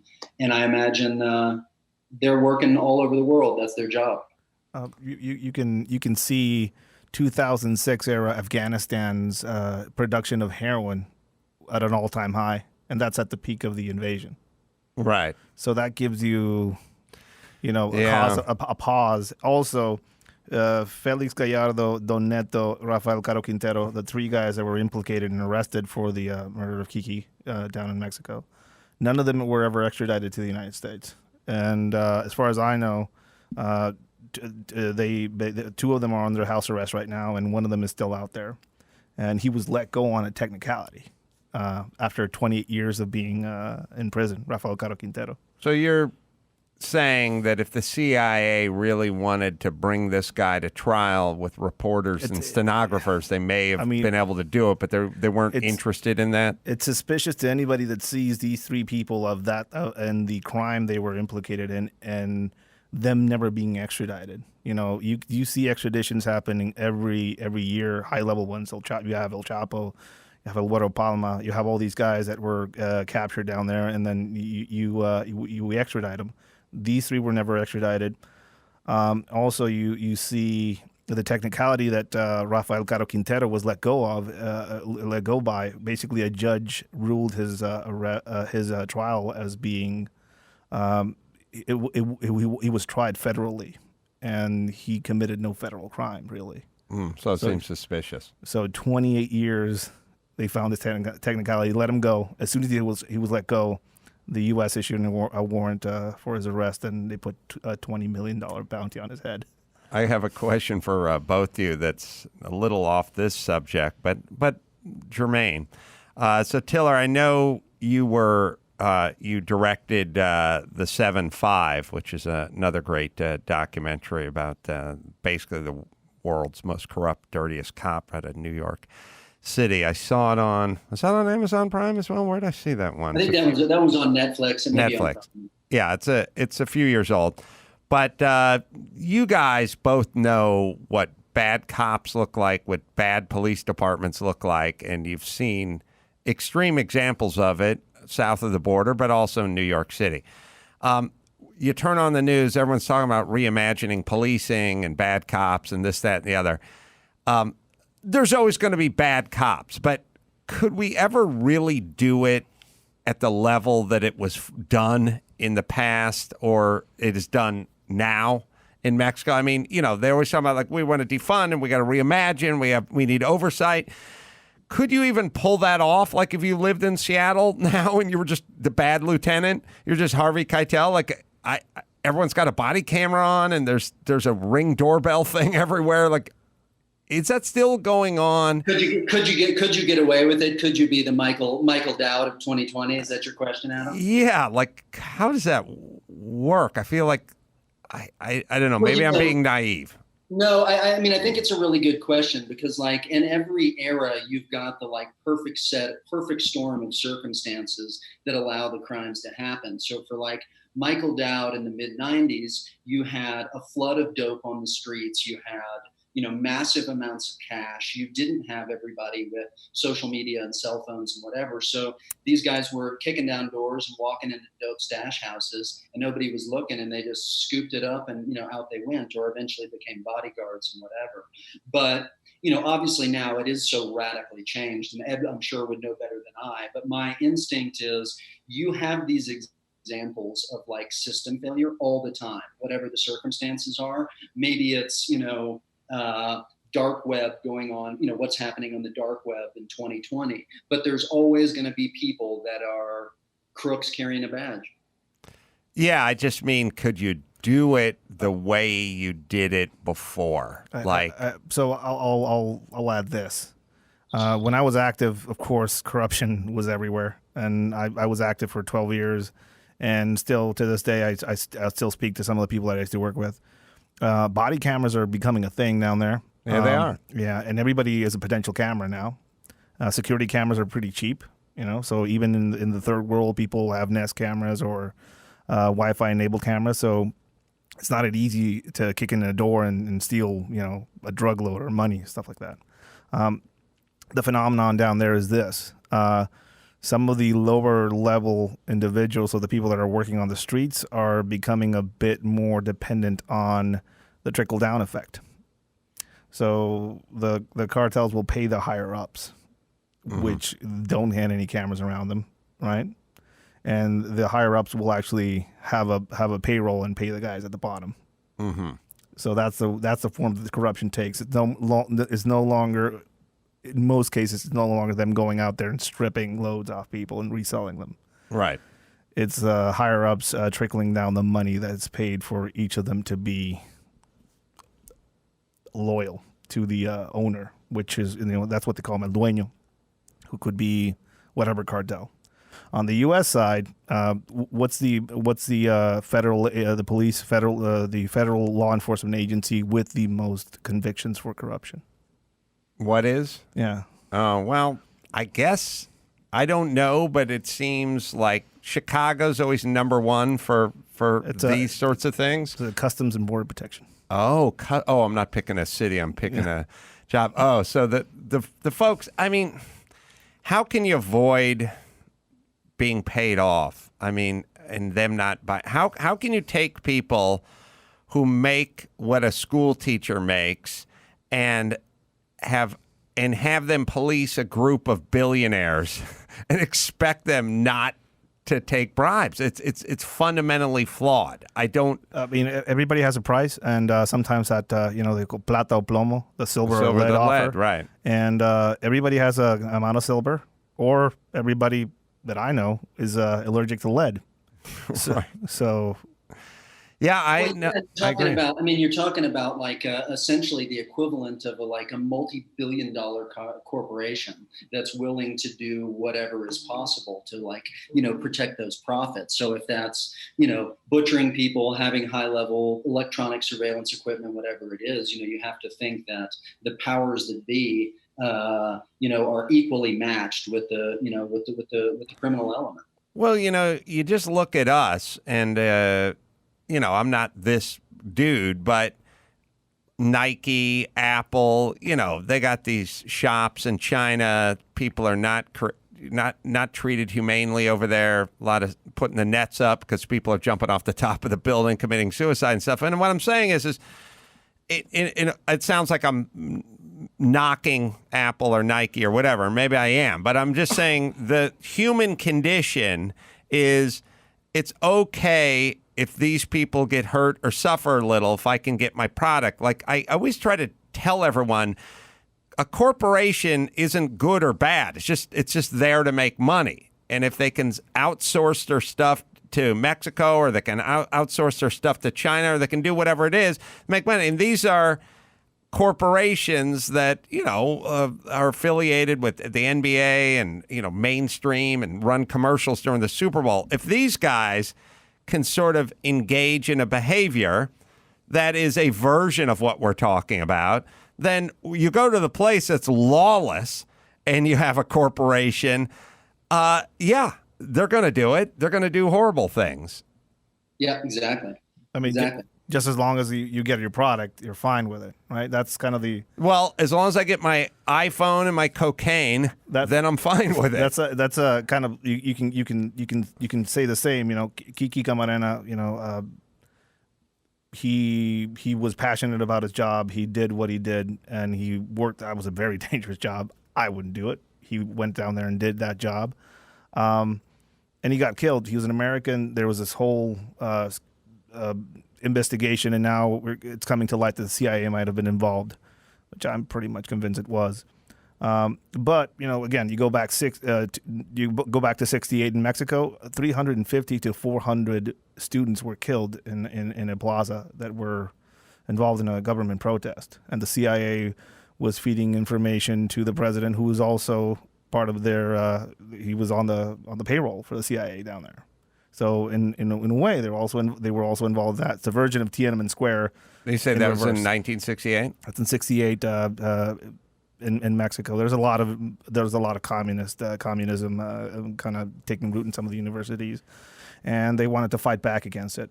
But as long that type of stuff gets kind of like fades into the background. Well, here's an interesting thought that I'll pose to both of you.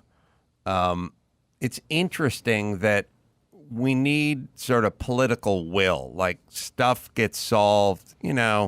Politicians don't inherently care more about pollution or border security or really welfare or anything. It's just once there's a movement to clean up the river, then the politicians go, oh, yeah, I'm definitely down with clean up the river. If you don't believe me, every politician who's 75 now, when they were 60, they were like, gay marriage? What? No way. That's weird. And now they're like, what do you mean I'm down with gay marriage? Like, well, you just changed that much from age 60 to age 70? Like, and what do we have to look forward to when we're 60? But my point is I'm for gay marriage. I'm just saying here's how politicians roll. They're against it until they're for it.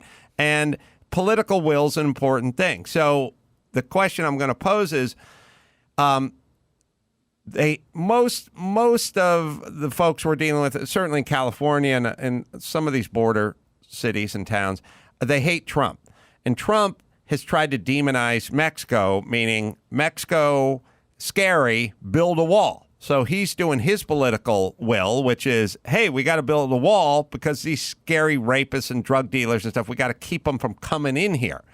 CNN hears that message and go, wait a minute, these are all noble people who just want to make a living and want to feed their family. So now, and the same thing happened with China. Trump won Wuhan virus.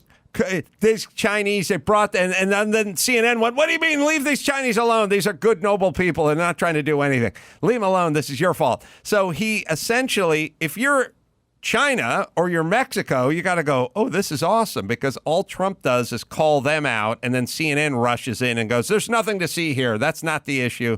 We need to see his tax returns. So his Mexico caught a break in a weird way with Trump, because I watch the news all day, every day. I don't hear word one about anything that's going on in Mexico.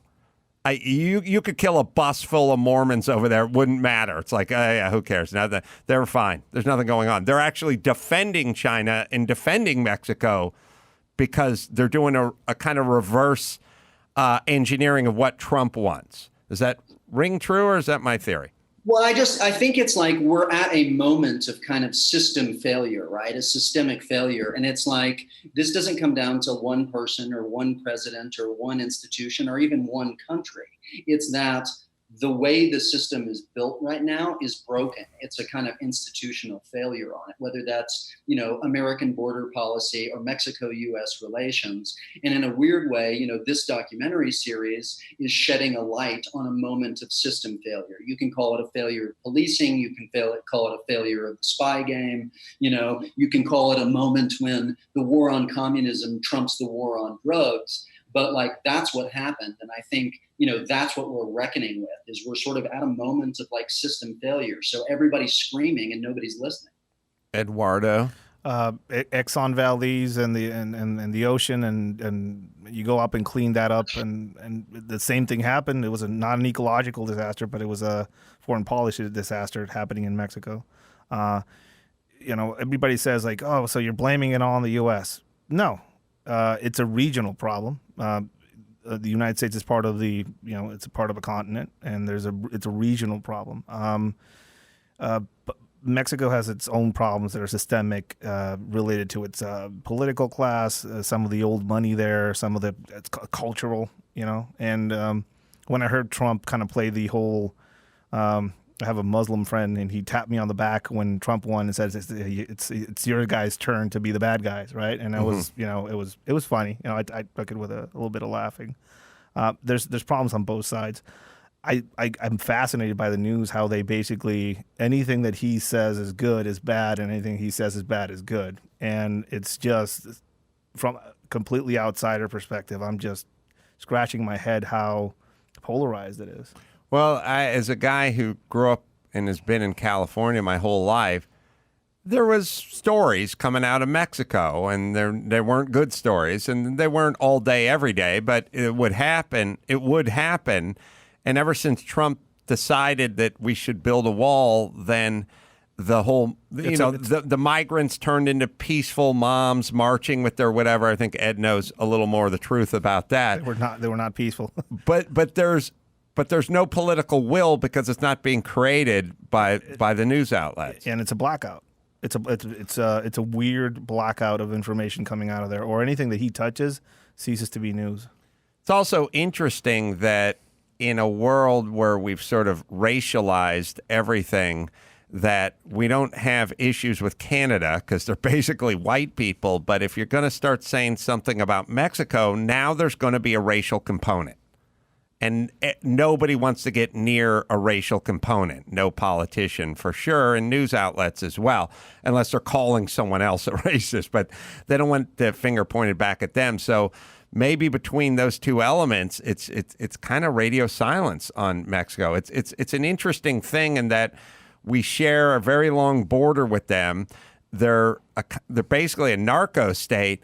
There's plenty to discuss in terms of the future and the news and the border, and it literally doesn't come up. I watch the news all day, every day. It's like and it's been that way for a number of years. It just doesn't happen. It doesn't exist. Yeah, and this documentary kind of talks a little bit about the origins of that, and the way things are right now. You live next to, like, and people debate you on this side of the border, like I've been debated, that Mexico isn't a failed narco state. And I tell them, okay, fly a helicopter over Sinaloa. Just fly a military helicopter over Sinaloa if you can. There's no way. They'll get shot down? They have air superiority. Narcos have air superiority. Is all that stuff, is that Chinese or Russian stuff? Some of or American. Some of the stuff that I've seen is American, coming up from Central America. Some of the stuff that was bought with some of the money made from selling drugs back in the wherever this documentary kind of talks about. Some of those weapons are coming back up. So you see some 80s and 90s era military stuff, great stuff. Also from Africa now. Oh, really? Yeah. We just, Mexico just found a large load of fentanyl that was trying to be put into Mexico, coming from Spain, out of all places. Really? So you would say, why Spain? Well, Chinese influence is all over the African continent, so it would make sense that they saw that you were closing up the borders and kind of tightening security on the Pacific side. So now they're moving to the Atlantic through Africa. Hey, Tiller, what else you got cooking? Because I know as a guy who makes documentaries, you have to have sort of one in the oven and one on the table and one, I don't know, waiting for the yeast to rise. You gotta be locked and loaded. I got a couple of things that are coming up as well. I've got a feature film, a movie that Lionsgate is releasing that's also about the drug war. In some sense, it's a contemporary story called Silk Road, about the sort of Amazon of the drug world. And that's going to be released at the end of this year or beginning of next. And then I've got a Netflix series that'll be coming out in the beginning of mid-January, I guess. It's another kind of notorious murder story that actually also takes place in 1985. I'll give a plug. The 4-part docuseries, The Last Narc, and it's available on Amazon Prime as we speak. Tiller Russell, I'll invite you back for when your other projects come out as well, because it's an interesting conversation. We'll say goodbye to Tiller for now, and Ed, I'll talk a little more about Mexico in general. And thanks, Tiller. Thank you so much for having me. Take care. Stay safe, guys. We shall, and thank you. All right, let me hit True Niagen here. I've been taking cellular health vitamin True Niagen for a few months, well, more like 6 or 8 months now. As we get older, our bodies experience a near 50% decline in NAD, which negatively affects your health and the cells of your health, and your body's made up of those cells. Dr. Drew has been on True Niagen for a couple of years now, and he did say to me, he thinks that's part of the reason why he looks and feels so good. There's stressors in life, and like lack of sleep, and stressors on your immune system, overeating, and drinking too much, and all that. They all deplete NAD. So you need to take True Niagen to protect you from that depletion. Backed by Nobel Prize-winning scientists, clinical research, and global regulatory approvals, and support cellular energy and cellular defense. Do it now at TrueNiagen.com. That's TrueNiagen.com. Use the code Adam. Get $20 off any 3-month supply. It's inexpensive and it's effective. So Ed, really, literally like ack guns if you fly a helicopter over their poppy field. There's in the capital of Sinaloa, Culiacan, where they captured the military captured the son, one of El Chapo's sons, and the whole of the cartel basically went in there and took him back, and fought off the military, fought off the federal police and the state police. That is their territory. You can go down there and you'll see a military convoy roll around. They recently killed a high-level cartel guy, and there's a cemetery there called Jardines de Lumaya. Jardines de Lumaya Cemetery is basically, if you go there, you won't realize it's a cemetery. It looks like a bunch of luxury apartments next to each other. They buried recently. They buried a high-level cartel guy there, and armed people being security all around that cemetery. It's not a secret cemetery. It's not some. Everybody knew he was going to be buried there, and there's no military presence. The government didn't crack down on all these armed men walking around with AK-47s. So they own Sinaloa. There's just no ifs, ands, or buts about it. That state and that city is theirs. Right. So when people argue, no, Mexico isn't a narco state, in some parts the narcos own the states they work in. What would it be the equivalent of here? Would it be the equivalent, like there was Chop in Seattle, right? Chaz and Chop. They took over 3 blocks. Yeah. Would it be like a group owning all of Seattle, or what would be a sort of, it's a little apples to oranges, but if you could kind of draw an equivalent, what would that be like? I'll go over how they control things, and you would have to kind of, so imagine that you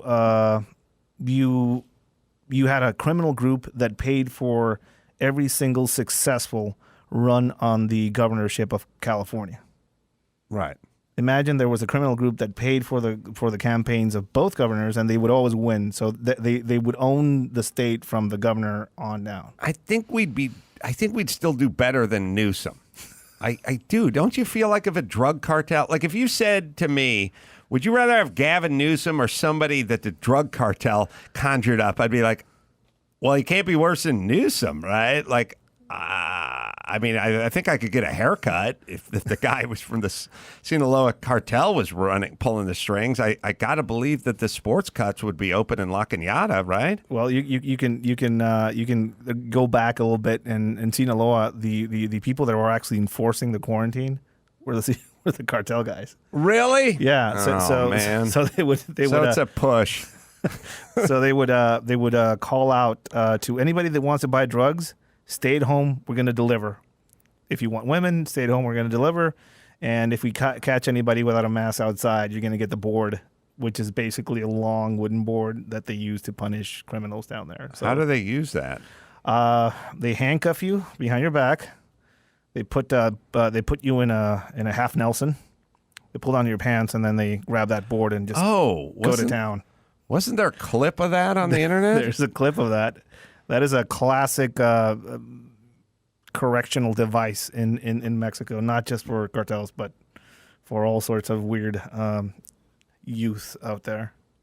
So that video I saw on Twitter, I don't know, did you send it out? I did not send that out. It's out there. There's a few out there of cartels basically policing their towns, and the people down there don't call the cops. They call the cartels. And they give them the board. If you're lucky. If you're lucky. Or else you'll end up in a bag. Oh, wait a minute. It's quite the opposite of what I was saying. Max Spada has an article on CNN that talk about women moving to Mexico after the George Floyd situation. So I guess it's more dangerous here than in Mexico. What is that article? What part of Mexico are they moving to? Well, this particular one in the article moved to Puerto Vallarta. But yeah, she packed her bags, quit her job in law enforcement, and moved to Mexico after George Floyd's death. It's a phenomenon dubbed as Blaxit. Yeah, so Puerto Vallarta is safe because it's run by a single cartel. So there's just a one cartel, not feuding cartels? Yeah. So she's moving to one cartel town. She's one of many African Americans leaving the United States permanently for many reasons, including racism and fear of police brutality. Well, do they have racism in Mexico? Yes, we are. We are the most. Wait, we invented racism. No. We still have blackface comedy on TV. But we invented racism. No. Mexicans are way like I grew up. No, these. Hold on. These are noble, hardworking, family-oriented, God-fearing people who just want a better life. Okay, I grew up reading a magazine, and it's still on newsstands, called Memín Pingüín. It's basically a black kid, and it's pretty racist. But Ed, I like you, and I know you think you know about Mexico. We invented racism. Now, some of it may have slipped past the border and made its way into Tijuana. Yeah, okay. But we invented racism, and when it comes to bad cops, that's another thing we do. We have racist cops who are bad cops who then take it out on the citizens, and that's why these black ladies have to move to the single cartel town. What? No, that's not. I don't see that. I mean, she could move to a place like Guanajuato where there's two cartels feuding, and then say, well, it's great that there's the police here are great. They're not corrupt. So I moved away from the U.S. because of police corruption and violence. I mean, that doesn't. But CNN says that this is a big deal, that these people are trying to escape. So we have persecution here. Okay. But listen. We take citizens, and if they don't look like us, you know what I mean? Like they're not blonde-haired and blue-eyed, then we go after them because we have systemic racism in this country. And in Mexico, you have a group of super hardworking, family-oriented people who want a better life. So if you're here and you're a woman, and especially a woman of color, and you don't want a target on your back, then you move to Mexico where it's safe. No. But please listen. That's why you move to Mexico, for safety's sake. You want to fear for your child every time they leave the house because of the color of their skin? Would you want them to be hunted? Hunted. Literally hunted. LeBron James, who's one of our famous basketball players, explains it. They're hunting black people here. Do they have such a sport in your homeland of Mexico where they just hunt people of color? Or actually people that are different than them? That's our thing. We don't like people who are different than us. You have to look like Tom Petty. Otherwise, we hunt you. Yeah. Didn't you watch CNN? I've never felt hunted at all. Meanwhile, Mexico evidently is a utopia because I watch CNN and I don't hear anything negative about Mexico. There was that group of hardworking folks that were moving toward the border through Central America and then in through Mexico. These are noble. These are kids. These are little girls. These are little girls and their mothers who are coming to the border to seek a better life. 18th Street gang members paid to move and make a commotion and just do a media circus. Okay, in Tijuana. You're not watching CNN. No. This is a group, a proud group of people who are seeking a better life. You don't seek a better life by going across a country, robbing and stealing your way across that country, and then making demands to the government to let you in or else give you $50,000 so you can go back home. That's not how it works. I don't know what you talk about. We took many of those young children, we threw them into cages, and then we pepper sprayed them. Okay? Okay. So what happened was, look, I'm not saying Donald Trump physically built the cages himself, but he may have asked the guys who were building the wall to build cages, and then they threw them in the cage, and then they pepper sprayed them. Okay, so those cages, those detention centers, I actually visited some of those centers before the Trump administration was. No, he invented it was his idea to build the cages and put the kids in the cages. That didn't exist pre-Trump. Every time somebody commits a crime in the U.S. and they have kids with them, they get separated from their kids. And every time I've seen from the Bush administration, when minors would cross the border with their parents, they would be separated from them as they were processed. And there was a detention center. Right, that was Bush. And then it was Obama. Then they stopped doing it. No, so during the Obama administration, the same thing. Well, now you're not watching CNN. They stopped it for 8 years, and then Trump got in and kickstarted the whole program again. No, that's. What year were you there? 2006. Uh-huh. Well, wait a minute. Now I got to do the goddamn math. Yeah. Time machine. Yeah. Joe Obama wasn't in charge then. Okay. All right. So they were there. Okay. And then they mothballed them for those 8 years. And then Trump went over there and he did a ribbon cutting ceremony and they reopened the cages and they started ushering the kids into the cage. They look like those crab pots. You know what I mean? You ever see Deadliest Catch? They come pulling up. It was that way. That's the way they did it. Just packed in there and they pepper spray them when they're not sexually assaulting them. The largest amount of children coming through the border was during the Obama administration. I was active back then. I saw them being sometimes bussed into the close to the border and then crossed. A lot of these kids actually made it through the whole of the country. I have some horrible stories out of them. Some of them disappearing or during their crossing. But that was mostly during the Obama administration. But can you see why the black women want to move from Minnesota to Mexico for their safety? I mean, Puerto Vallarta is a resort town. I mean, that's not a hotbed of cartel activity as far as murders and two groups fighting. Well, Eduardo, they had to resort to leaving because they didn't want to be hunted by their own police force. Well, I know a little bit about being hunted, and I'm actually came to this country running from some of that stuff down there, so I have no idea what's going through her head. Right, but you're not a minority. We hunt minorities in this country, so you've got to watch the news. I'm kind of. There's a little bit of I got a little bit of tan. I do love the theme of that, about our racist society. Never end. Like, we never stop. We ratchet it up. We go nuts every 10 minutes.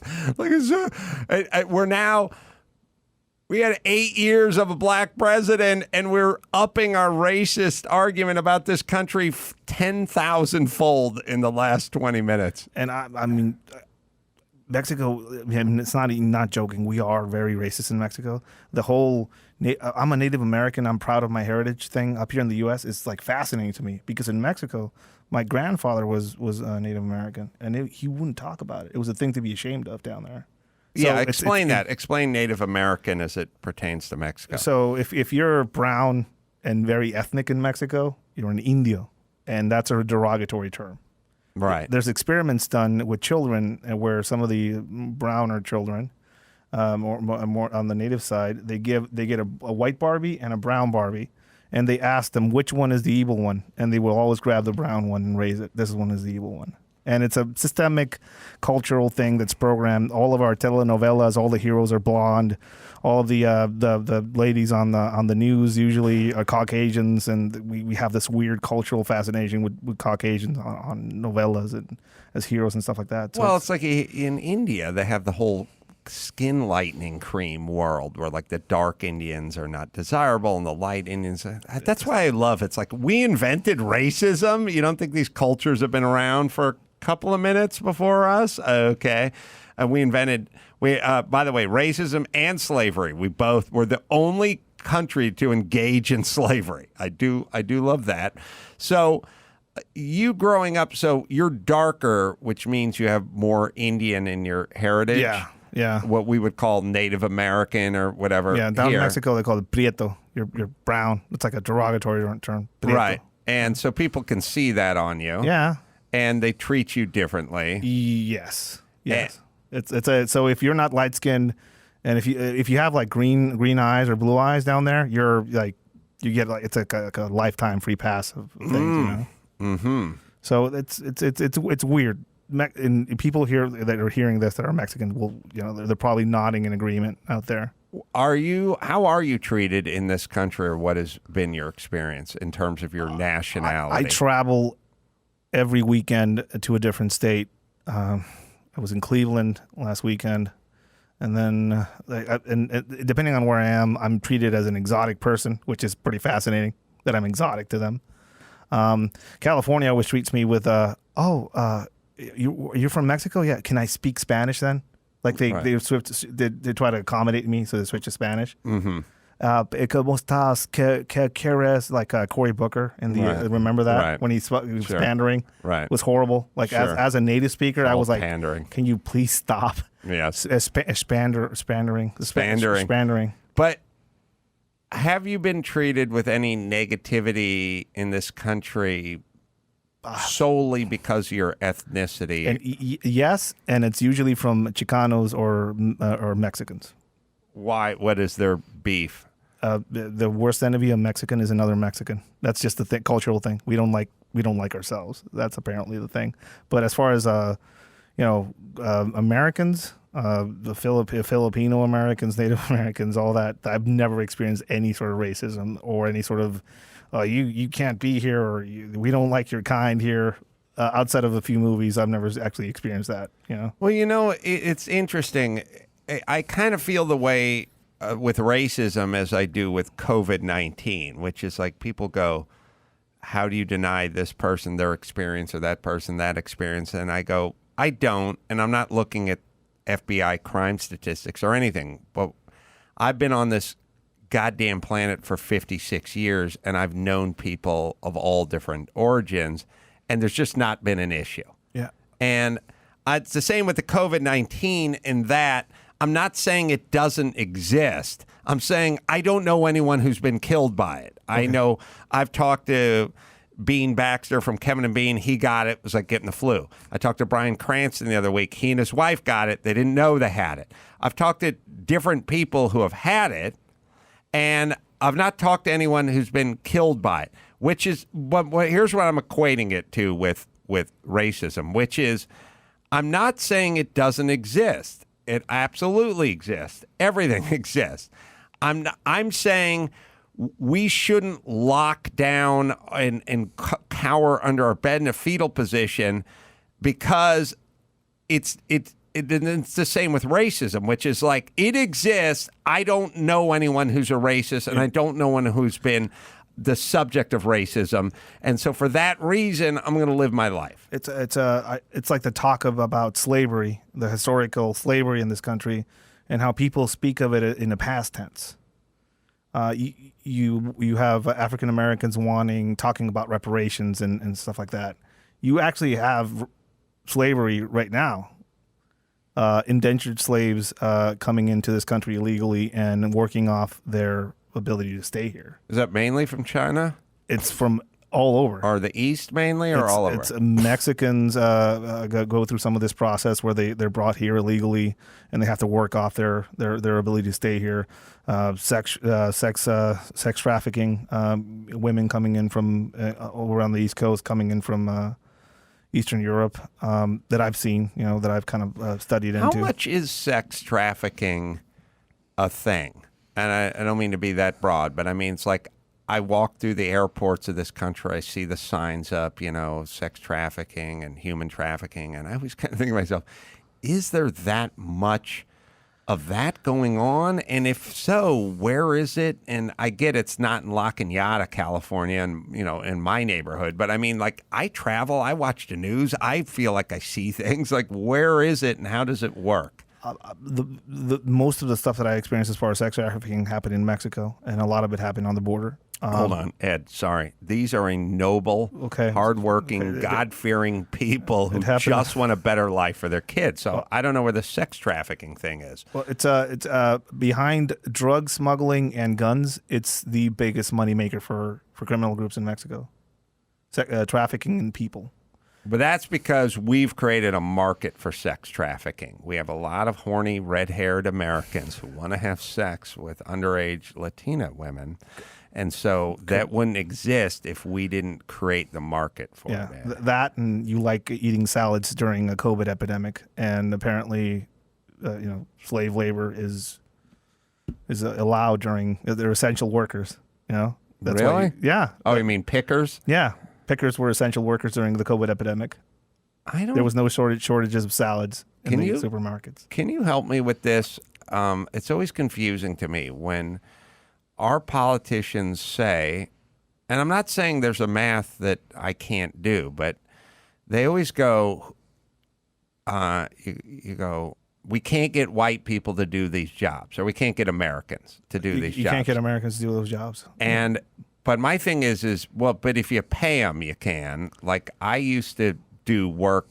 So here's the deal. I grew up in Los Angeles, and we, what was very popular in Los Angeles, you even see in old TV shows and movies and stuff like that, Japanese gardeners. Okay. They didn't have Mexican gardeners. They had Japanese gardeners. Yeah. That was a thing. It was not only that, but as much as sort of the Mexican with the leaf blower and whatever, it was, if you went back to the 60s and even the 70s and even into the 80s, it was a Japanese gardener. Miyagi. Mr. Miyagi, that shit took place in Tarzana or something. That's the middle of the San Fernando Valley. And Mr. Miyagi was a Japanese gardener. That movie was made in the 80s, but he was an older guy who was a gardener.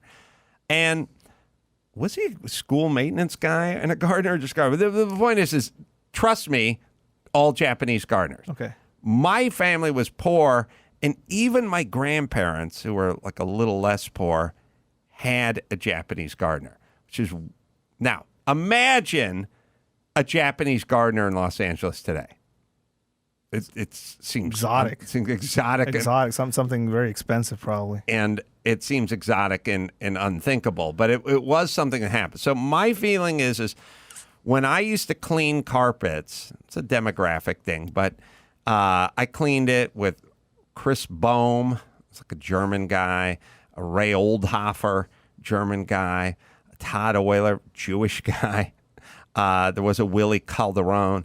Willie Maldonado. He was, he may have been Italian and Mexican, whatever. But the point is there's a bunch of white people doing carpet cleaning work, real shit work.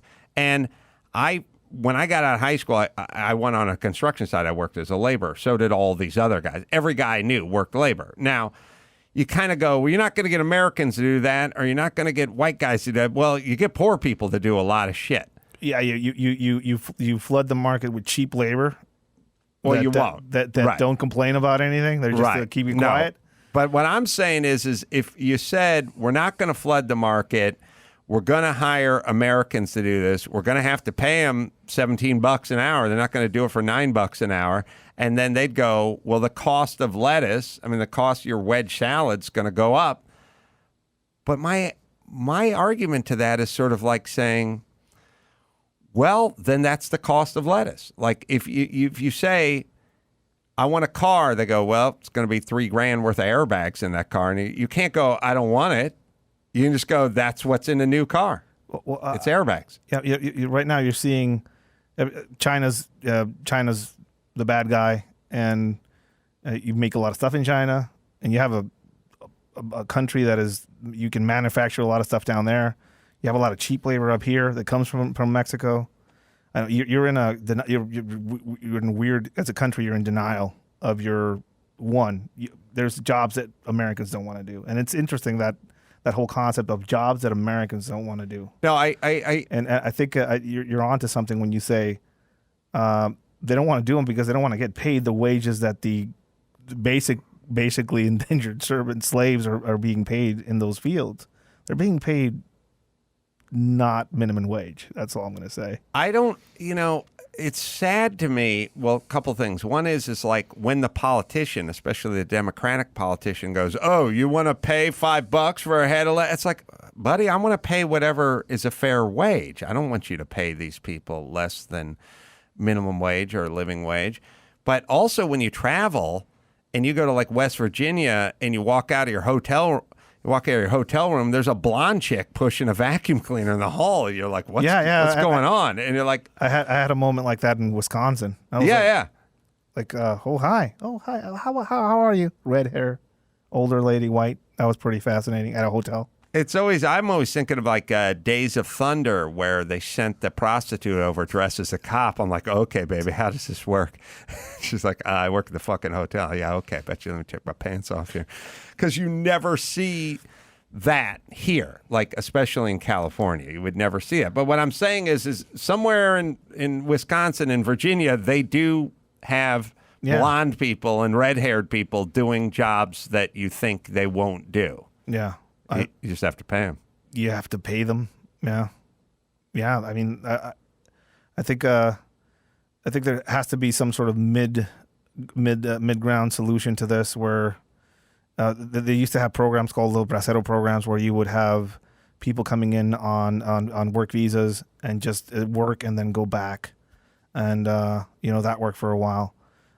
Somewhere along the lines, things got corrupted in such a way where, I imagine some of the major companies out there. I think the governor has a winery up there, which was not was open for business. Oh yeah, gotta keep it open. People need to drink, but you don't need to get your hair cut. And I actually know a few of the people that work in some of his fields, and I know that they are irregular, and they what's irregular? They don't have any paperwork. Oh. Which is fine. Most of the people working in Napa Valley in those fields, that's what makes it run. Mm-hmm. Interesting thing about it is they were open for public events even during the whole close down portion. That's what they told me, and that they were essential basically. That's what they were told. Maybe jokingly, but that's what they were told. Let me ask, I've asked before, with no end in sight for Mexico, as far as what I can tell, what would be the best thing for Mexico? What we've talked in the past about you probably thinking that basically the United States annexing them would probably be the best, but I don't know. I can't recall. I mean, it's not that they're going to annex Mexico. I think you guys need to annex California first. It's probably. I personally think there's going to be some sort of armed intervention in Mexico by the U.S. You do. And it's going to be related to resources, not drugs or violence. As a country, and you can see this in Africa happening, a lot of Chinese mining companies out there competing directly with Western governments. I think you're going to run into a case where the U.S. is going to need all that lithium right across the border. As we get into the battery, electric, everything? I think you're already starting to see that. And I think that's going to lead to an intervention of some sort in Mexico. Main problem I see with that scenario is the government and the cartels are basically two heads on a snake. They are in a lot of ways are intertwined. The people down there are sick of the government, and they're also a lot of them are sick of the cartels. So any sort of intervention down there, leads me into kind of the scenario where you went into Iraq and eliminated the government, you disbanded the military on one side and supported other ethnicities on the other, and basically led to this internal war or civil war. Well, it's interesting. You're uniquely qualified to answer this, which is we make the mistake as the United States in grafting on our wishes and desires onto every other nation. Yeah. So we go, in the Middle East, they want freedom. They love freedom. Everyone loves freedom. They want freedom. And so we go over there and we go, once we show them a little glimpse of freedom, then they're going to grab onto it with both hands and embrace it, And what you learn is certain cultures don't want the same thing we want. So this thing of like, we're going to go to Mexico, we're going to liberate these people, and they're going to rise up and be free. I don't know. Maybe that's not their culture. And then one could argue, I don't think it is their culture, because how did this happen in the first place? Yeah. Like in the Middle East, as an example, things have to take place. Like shit has to go down. And what I mean is like, there's a reason why this group is governed this way. There's a reason why cartels have taken over there. There's a reason why there's warlords in Africa. It's because there's something in the people that tolerate it, accept it, or in some cases need it or want it in its own perverse way. So maybe this notion of going to a place where this is and going, oh, good, we're going to let you, we treat it like someone is wrongfully accused and put in jail, and we're just going to open the door and they're going to go, oh, freedom, escape. They'll go back and spend the night in the cell. Yeah. I mean, that's what it feels like in the Middle East, and that's a miscalculation on our part. Yeah, I mean, you can, a micro example of that is Tijuana, the one of the most violent cities in the world currently. It was pacified during some of the time that it was active. It was the numbers went all the way down. It ceased to be on that world's most dangerous list. Public was very like, we don't want any more cartel music being played live. We're sick of it. Thank you for the military. Thank you to the police for bringing peace to the city. And everybody forgot about it, and we're back to having these big, cartel bands playing in some of the places down there, and narco culture is being embraced by most of the youth. Yeah. And Netflix has something to do with it. Narcos, Mexico has something to do with it. Glorifying some of that culture has something to do with it. But I think you're going to find that's going to happen in New York City as well. We had a lot of crime, then we cleaned it all up, then we decided we hated stop and frisk, and now it's going to come back. Yeah, it's cyclical. All right, let me hit Simply Safe for 15 quick seconds. Nobody should feel unsafe at home, period, and that's where Simply Safe comes in.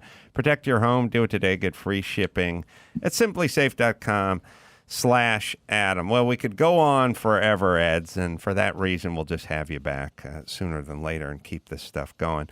Website, edsmanifesto.com is where you go, offering Zoom courses right now, and they have a new online store as well. It's got lots of goodies in there. Tiller Russell of the 4-part docuseries, The Last Narc. It's available now on Prime Video.